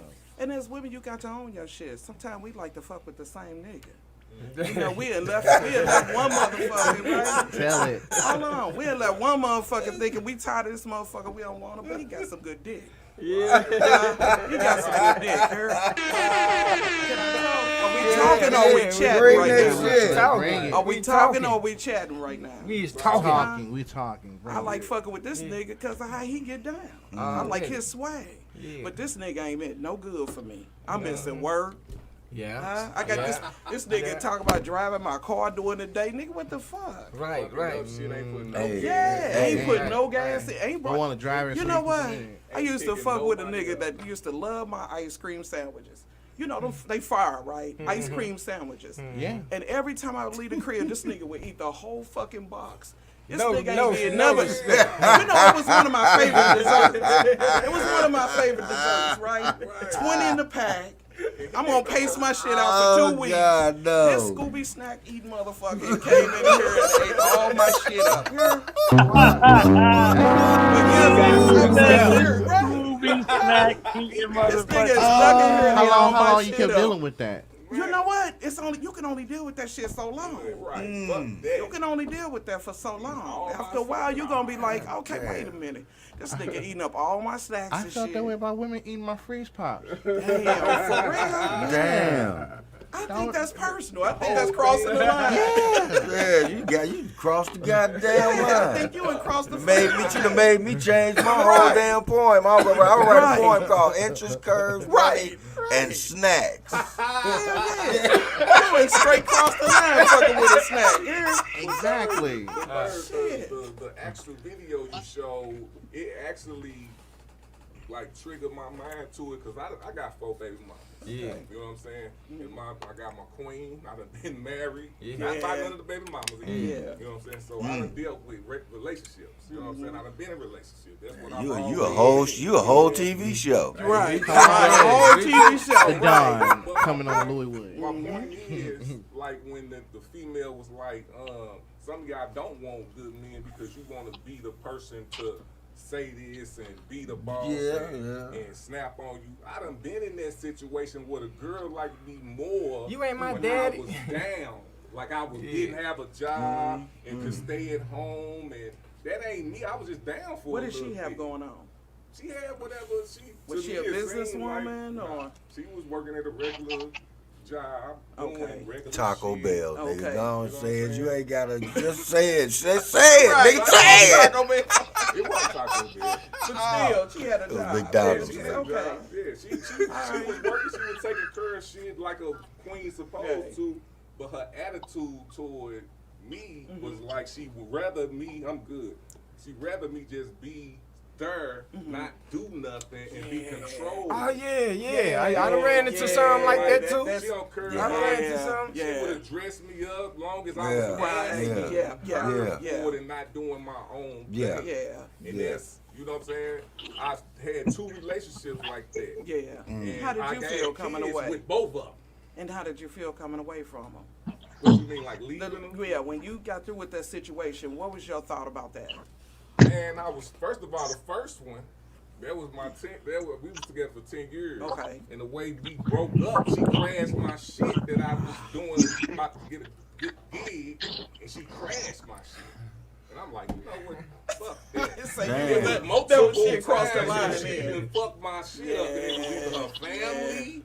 She crossed the line too many times. On some real shit. Yeah. It took me a while. Taking my taxes while I'm in the military, acting a fool. Damn. That's a lot. 30,000, man. That's a lot, though. Yeah. If I gotta go through all of that fucking with a nigga, that's a lot. That's what they was on. That's a lot. That's why when I wrote that song Struggle, BMs and fake homies don't want you to win. Motherfuckers will bury you. They don't care. You know what I'm saying? Especially if they getting money off of it. Like if you can fuck somebody and get paid. Some of these motherfuckers ain't thinking about that. Well, we ain't got a fucked up. We ain't got to a fucked up space if we there. Right. But the point is, like the way I felt after that was just normal shit. I went through it because I was used to a number one. Then I had all daughters by. Okay. You know what I'm saying? I got 3 girls. So I gotta be thinking about what's around the daughters. You know what I'm saying? So that was a whole thing because you gotta you can't trip off of fucking with nobody, but you do have to trip off who's around your kids. That's true. Goddamn right. Yeah, you don't want to just know any motherfucker around your kids. So, you really don't. The thing is, that's what I went through, and kind of went through a little depression. Right. Ran That into shit, another one queen, and that's a whole other story. Yeah. You know what I'm saying? But you was the good man in this But situation. you was the good To man. say, In that to say, situation, she almost switched me up. She You almost fucked me up because we was cheating all day. Right. She was a cheater. Man, she was off the chain, bro. I had to get used to that shit, bro. I had to get used to that shit. Like, I had to get used to that. Damn. And you adapted to that shit. Situation. You adapted to that shit. Yeah, well. I tried to stay, but that wasn't the type of relationship I was. Right. You got to What understand. kind of man will you be after all of that? Right. It's gonna be bumps, boy. It's gonna be bumps, man. If you make it to sell, look, you gonna run into them motherfuckers. This is how you address them motherfuckers. That's gonna make the man that you gonna become. Correct. Hey, everybody, You know what I'm everybody! saying? I do gotta drop off. Is that okay? All right, Thank you. Before you jump off, go ahead and tell us how we can get in touch with you real quick, man, and go on ahead and enjoy your day. But do that for us. Yeah, so you can follow me on Instagram, Ahsan the Golden Child. So it's AHSAN the Golden Child. We have I'm on a new venture right now. We started a platform all dedicated to the superhero genre called Hero Network TV. Okay. And I still got the longest running hip hop radio show in Jersey called the Blueprint Radio. Okay. All right. All right, brother. Yo, it was real. I want to come back again, man. I love this show. For sure. Thank you for calling in, man. We will be at you, brother. Much love and peace, man. Thank you. All right, peace. All right, one love. Yeah. All right, man. So shout out to him, man. We love to have our phone callers. Yes, all the time. From across country and across seas and across the world. And that's cool. And it's a good thing because especially when we talk about hip hop and just anything, right? We getting a straight whole perspective for somebody that don't even live. Phone was jumping today. Him and the young lady. Don't forget about the young lady. Yeah, she the was young cool lady. too. Yeah, the phone was jumping today. We sure appreciate y'all calling in, though. That makes us. Yeah, that makes us. I definitely like her version because some people you got to think about it, and ain't nothing wrong when I say this, because some people think you talking about them when you actually know them. If I fuck with you, I should know you. I know. So if I say something like if you're an individual type of person or you're thinking more personally towards yourself, ain't nothing wrong with that. Right. I just noticed that. Right. Because some people don't think about themselves first. They don't make them good either. Right. You know what I'm saying? So, but knowing that. It's nothing wrong with knowing. That's like with me. The one thing I can't be your friend and know you're in an abusive relationship. I can't be your friend and know you're in an abusive because I'll have to intervene. I would have to intervene if you're my friend and you're in an abusive relationship. I'd have to intervene. Right. Okay. And now I have to risk my life to save yours. Because I thought I knew you. Because I thought I knew you. I done been in a couple of them situations where my partner or somebody be talking to the gal bad and shit, and I be like, man, I ain't finna sit around. Right, I gotta go. I gotta go. And then when I get you by yourself, I'm gonna let you know how that makes me feel. Because if you my friend, you should understand that. And then you doing this in front of me. You know, now if you get pissed off at me for telling you how I feel, we can't be friends, man. We weren't friends. Yeah, we never were friends. We never were friends. And if I'm your friend and I come talk to you about being in an abusive relationship, me talking to you should make you change your mind about what the fuck you going through. Because you know how I am. You know I'm going to do something. Right. I should be that inspiration. You know what I'm saying? Yeah. You know, that's some deep shit because your best friend won't tell you they getting their ass whooped at home. You know what? You know what I'm saying? That's a sad reality. That's a sad reality now. There's a lot of motherfuckers going around feeling and thinking like that. You don't have to do it. You don't have to do it. I don't get that. Yeah, you don't have to do it. Yeah, I don't get that. I can't live in pain like that. That's too much. That's too much. That's too heavy for me. Right. You know what I'm saying? Dumb shit. Yeah. That's because he was mad. It wasn't no real shit. So going through that, like, why would you be in that type of relationship? I left that when I was 13. Right. And I was a child. Right. I'm I like, left a couple motherfucker years beat the later, shit too. out of me. Unconscious. I woke back up, he was still beating my ass. He told me to go outside and take out the trash. Oh, That's damn. what really pissed me. All the other shit didn't piss me off when he told me to take out the trash. trash. Oh, damn. You gonna whoop my ass, wake me up, and then tell me to take out the Right. trash. I'm like, I went straight to my people's crib and called the police on his ass. Fuck him. Yeah, it's time to tell on your ass. I'm sorry to hear that. You ain't gonna knock me out and then knock me up, motherfucker. Hey, like for real. Like this nigga crazy. Yeah, you said I gotta hurry up and get the way from this man.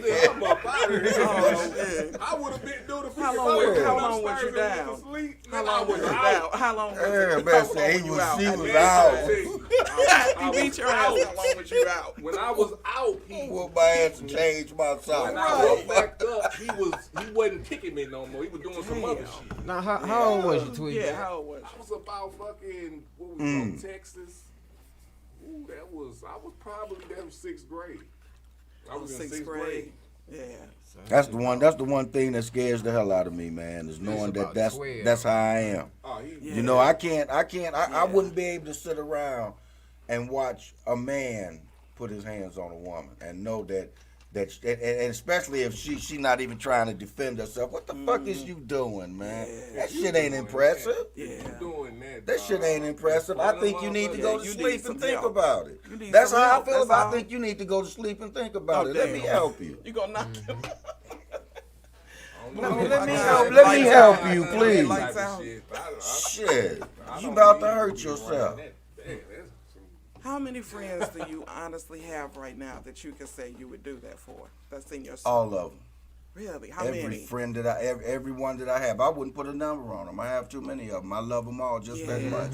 To let them know right now, if you are in an abusive relationship and you don't want to tell me, and you don't want to see nothing happen to me, don't tell me. Right. But if you want to tell me, I ain't whooping nobody ass in a while. I'm glad to hear that you still have people that surround you and cool. Yeah. Shit, people have gone through a lot these last couple of years. Where they losing friends and family members, you know. Yeah. I would expect my friend to come ask me to help them stop doing the shit if they doing it. You know, hey man, I've been. They don't need to get smaller. Motherfucker need to get smarter. Right. Oh, yeah, Right. Yeah. That's Preach, all bro. I agree. Cause I got daughters and these Me motherfuckers too. out here, you can't.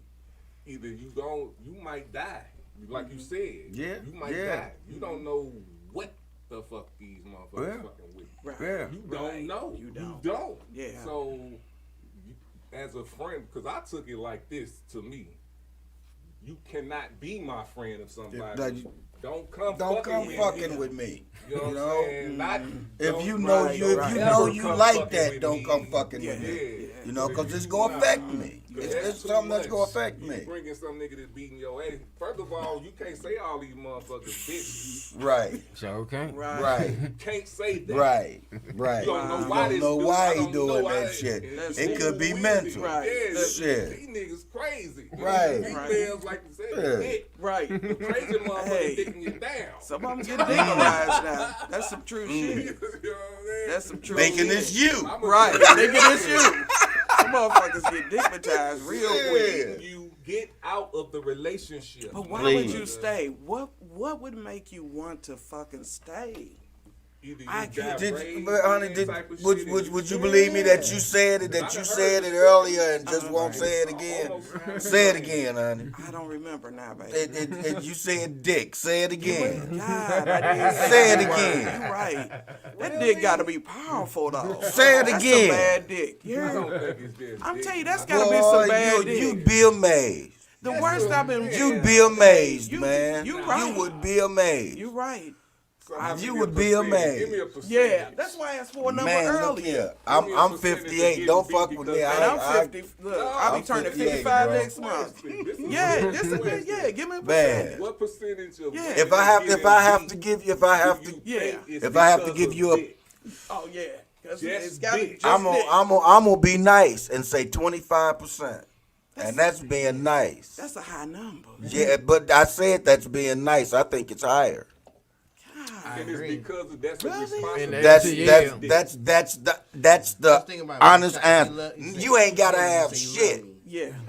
So you ain't for real. Call me a lot. I gotta hear this perspective over here. Well, talk about this perspective. Sir. I mean, I always hearing the old saying that, if he whoops her ass, he loves her. Oh hell. You know, but that's real.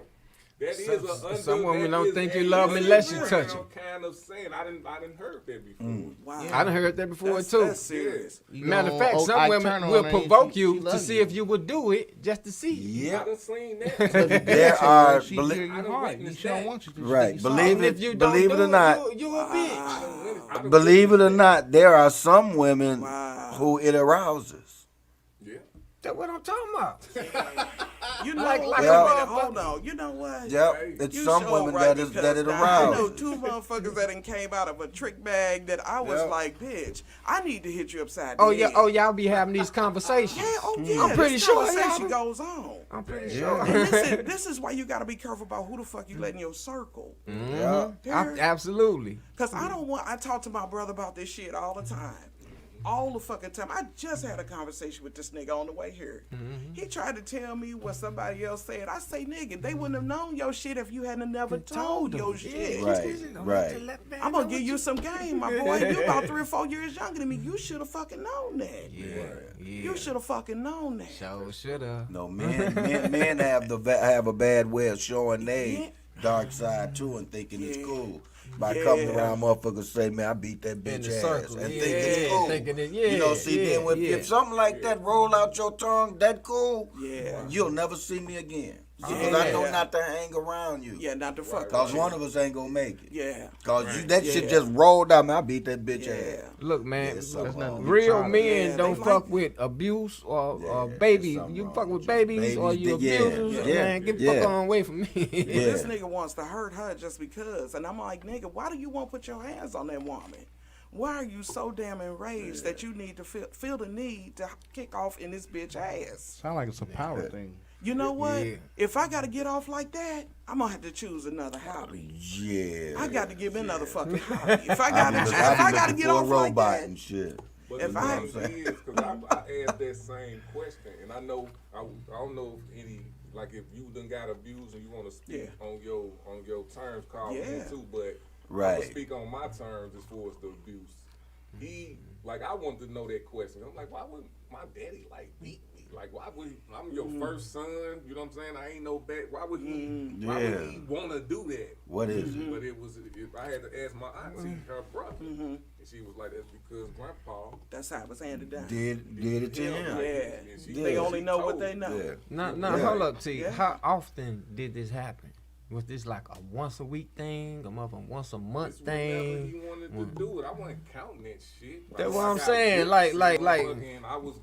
I would get my ass beat too, but I don't know. It's the psychology of when you that young too. You don't know if it's just discipline or abuse. I know I'm grown and I'm telling you it was abuse, nigga. When you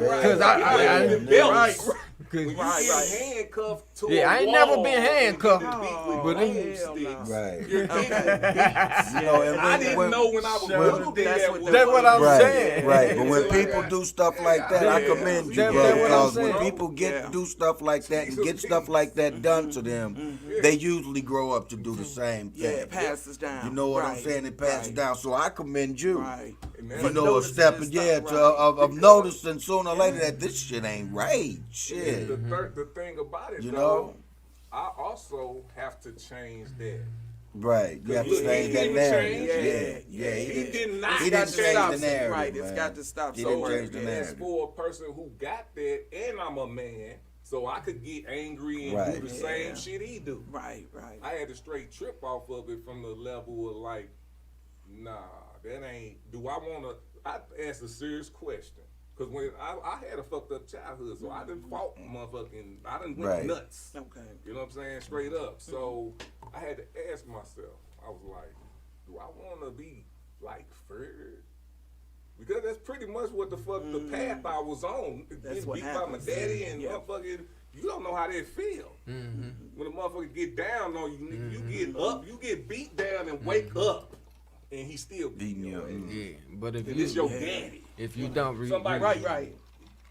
You know what I'm saying? So I fell out a lot of this. I got he lost respect for me.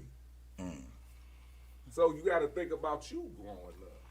You don't want to be him. How you go treat your kids? Yeah, You don't want to be a better person. Right. Do I want to look at my daddy like how do I want my kids to look at me? Like you said, do you want to be feared? Is that gonna be the norm?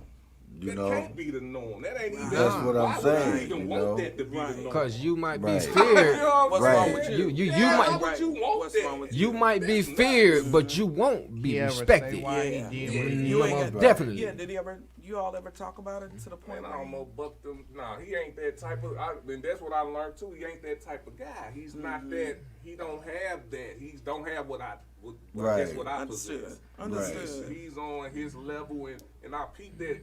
In some everybody like that. Right. You gotta go your own little. However You gotta go your path. So Right. He just wasn't. The last conversation I had with him, that was me and him. I told him if he stole my shit, I'm gonna beat his ass because I'm not little no more. And you know how much. Right, yeah, I got a whole bunch of ass whooping for you inside me, bro. Don't do me any type of way. Can I ask you a question? Can I ask you a question, bro? You and ran the fuck out. Hey, bro, can I ask you a question? Did you say, ooh? Man, you know it was That's how you felt. Because it was that day, it would have went. Woo, you don't know what I just released. Stole my shit too. Yeah. Now, how old are you? Man. How old are you? 42? Yeah.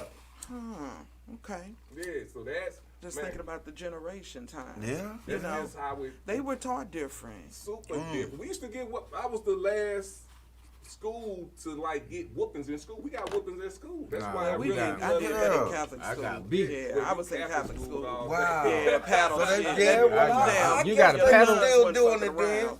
Cause we 87 whenever I started going I guess we had a motherfucking them paddles. Well our gym teacher was the ass whooper. Really? Yeah, he had a paddle That's with holes in it, So and that's he right enjoyed before our his job. generation. What? That's right before That brother enjoyed his job and bring that ass. You know a motherfucker enjoyed job. He say bring that ass. You know what I'm saying? And your parents be like, whip his ass. They be like, bring that ass. Yeah, you know me. That brother enjoyed. Yeah, When he he come enjoyed to it way too look, much. when he come to smiling with the paddle hanging over his shoulder, that brother enjoyed his job. Glad I didn't grow up in that. He campaigned for that job. I The gym teacher, you hated gym because you know you had to see him twice a day. Coming in the hallway smiling with his back on his shoulder. Yeah, it's a different era now. Yeah, if you fuck up in your classroom, you got to go see the gym teacher. Oh my God. Yeah, they fighting today. Ain't none of that pedal shit. They will take your ass to see the gym teacher, and you get 10 swaps on your ass. He didn't pull your because see that's too much. Pull your pants down, no. Bend over, oh hell yeah. Okay. He was swapping that ass. Swap out. Yeah. You go back. You be mad at the motherfucker. So you was just mad. You ain't never wanted to fight back. What's your name? You knew What's your better. name? Right. Coach Kitty. No, I thought it was Do you think them days was better when I said more? I guess what you call it, more leeway to discipline our kids. I told my daddy, all you gotta do is talk to me, man. You ain't gotta whoop me no more. Okay. And he had to understand. I grew up in the age of get your ass whooped. And I was about 14 then. I was 13, turned 14. I was like, and that nigga hit hard. He was going to Big Tanny. It was Big Tanny then. And that nigga was swole. You heard me? And when the teacher say they was gonna call home, nigga, it was like I got caught by the police for real. Like damn, I'm finna. damn. So why you ever talk to him about why he did it or figure out? No, I was just a bad ass. I deserved what I got, but it was just, you know I was a bad ass kid. Yeah, I was bad, but I was like, damn, man. I was like, honesty. I'm like, I'm only human. I'm only human. I'm gonna do something else bad again, and like, damn, man, don't keep too bad. Yeah, like that. And then my mama was even worse, cause the mama gonna whoop you longer. My old dude hit you. Who would do the whoopings? The mother of the Both. It depends on who felt the. I didn't grow up. Who around felt? that. You know what I'm saying? Okay. Yeah. Now my mama felt like because she knew my daddy hit harder. So she was like, and if she was tired, she was like, yeah, get him. As soon as you come through the door, get him. And so I felt like a runaway too, cause you know what I'm saying. I felt like cause I had them fat ass whips, and then the teachers ain't say shit about that shit back in the day. You know what I'm saying? Yeah. I was like, damn. I went to school limping a few times. But you said, but you asked me, is it worth? Nah, you know what I'm saying? Yeah, do it now. You going to jail? Yeah, you going to jail now. My mama beat my brother ass and sent him to school. And told him, tell you the gang jumped on me. Yeah, that was when she got tired of whooping him with a belt. She took him down to the basement and put them hands on him. Yeah. My mama wasn't no joke. See, I didn't grow up with my dad. My mom wasn't no joke though. Right. When she got tired of whooping you, she put them things on you. She never got to put them things on you. You know what? Because I saw what she did to me. I ain't bullshit. I knew when not to fuck up. Shit, when I seen that the belt was finna stop, that's when I stopped. And the buck stopped here. You taking me in the basement? Dude. You ain't going in the basement? I ain't going in the basement. I started getting all A's from that day forward. Yeah. Because that's when the belt stopped. I knew what age the belt stopped. What happened in the basement? She whooped, boy. I didn't hear that. Wasn't no belt. She right. Oh no, you was back. Yeah, okay. Bro went to school. Looked like he was in a 15-round fight. And she said, "You tell him that your ass got jumped by a gang." And know what the teacher told him, boy, don't go home that way no more.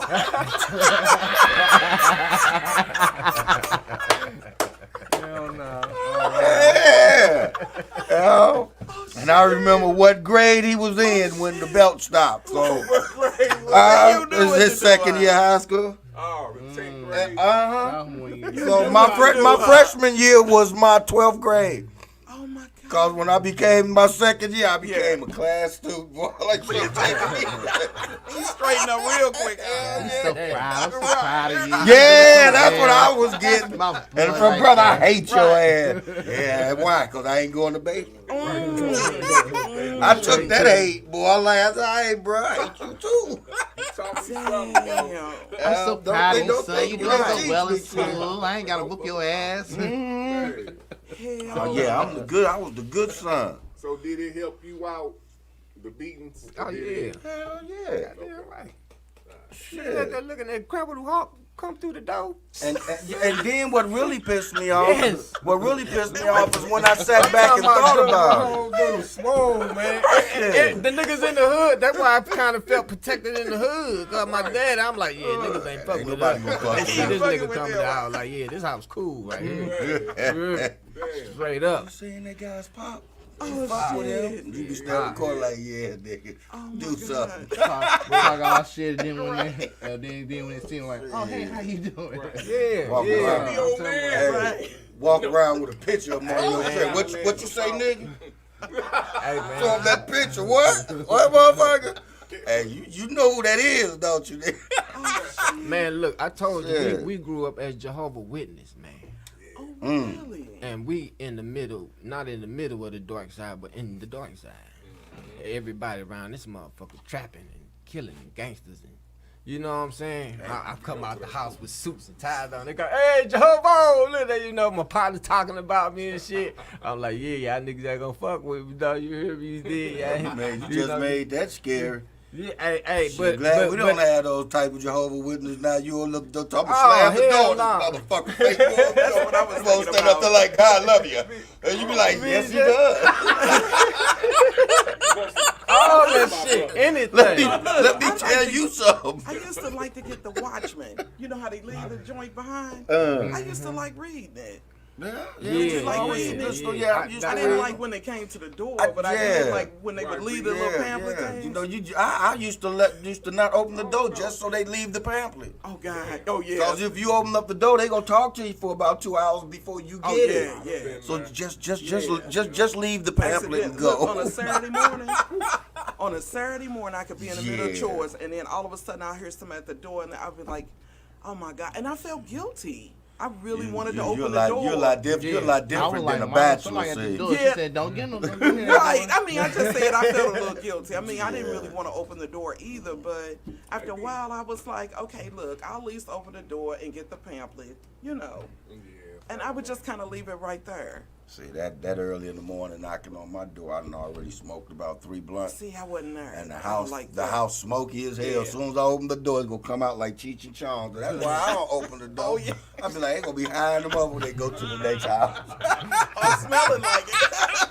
I said, I ain't finna do that to them. Let them go ahead. Right. They smoking on their property. Oh, they gonna put you on their list. Don't stop at that house. Lord.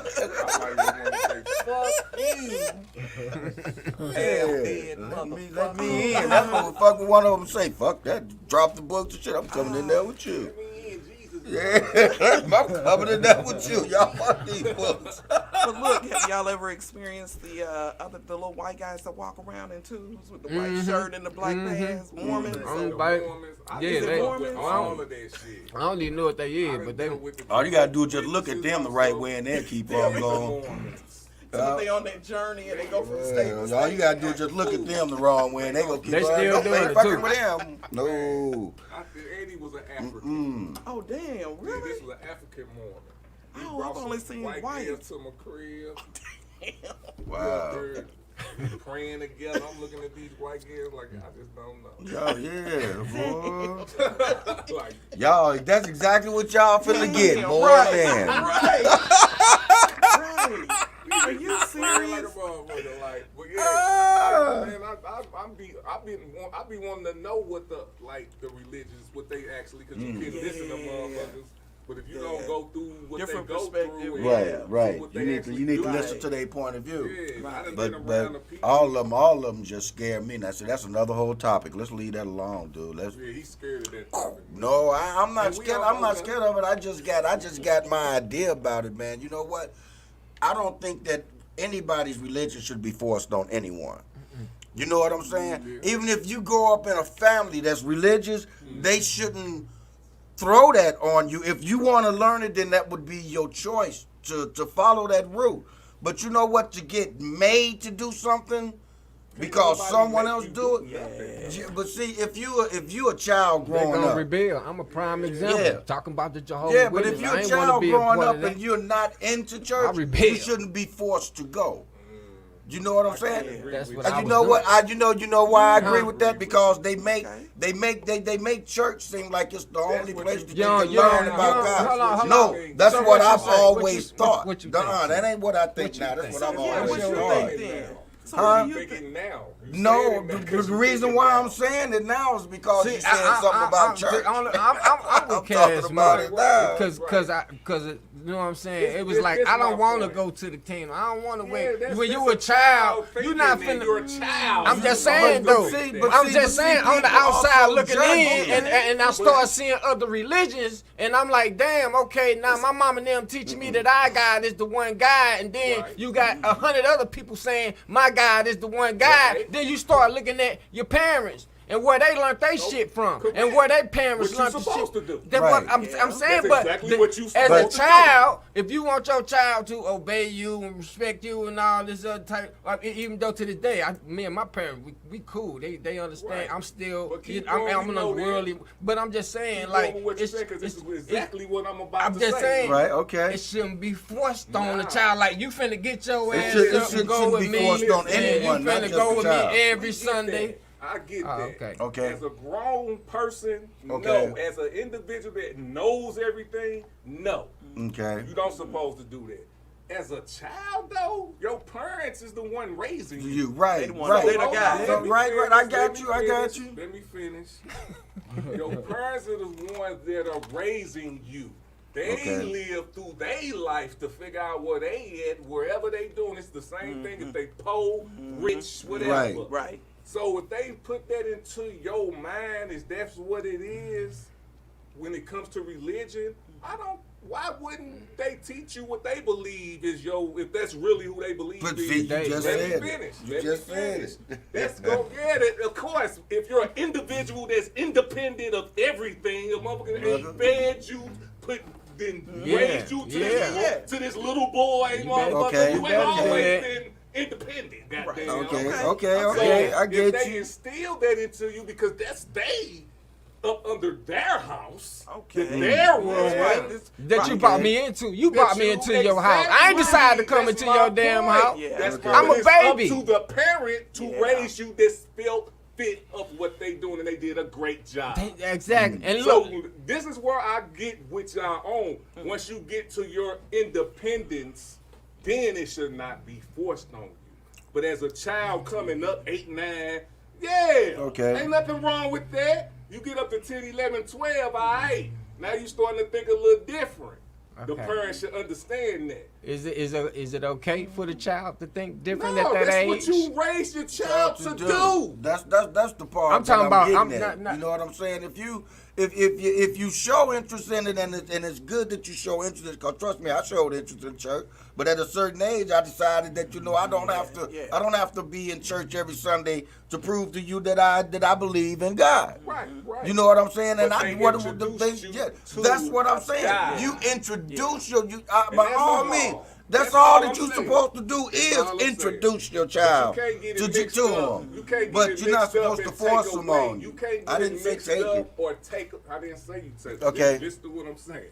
What I'm saying is, you cannot, as far as with the young part, you can't take away that they're trying to raise you the best way that they can raise you. And taking if that away. they're going to church and that's where they are in their life, they're going to teach you that part of life. So that's why I said if you talking about when your teenage years come, it's different parts of your child which part of your child is you talking about. It's about when you start thinking. Yeah, that's what I say. You're supposed to introduce. I don't have a problem with being introduced to it. Some people don't. I just don't want it to be forced on you. That's different. Because they ain't thinking like you think. Right.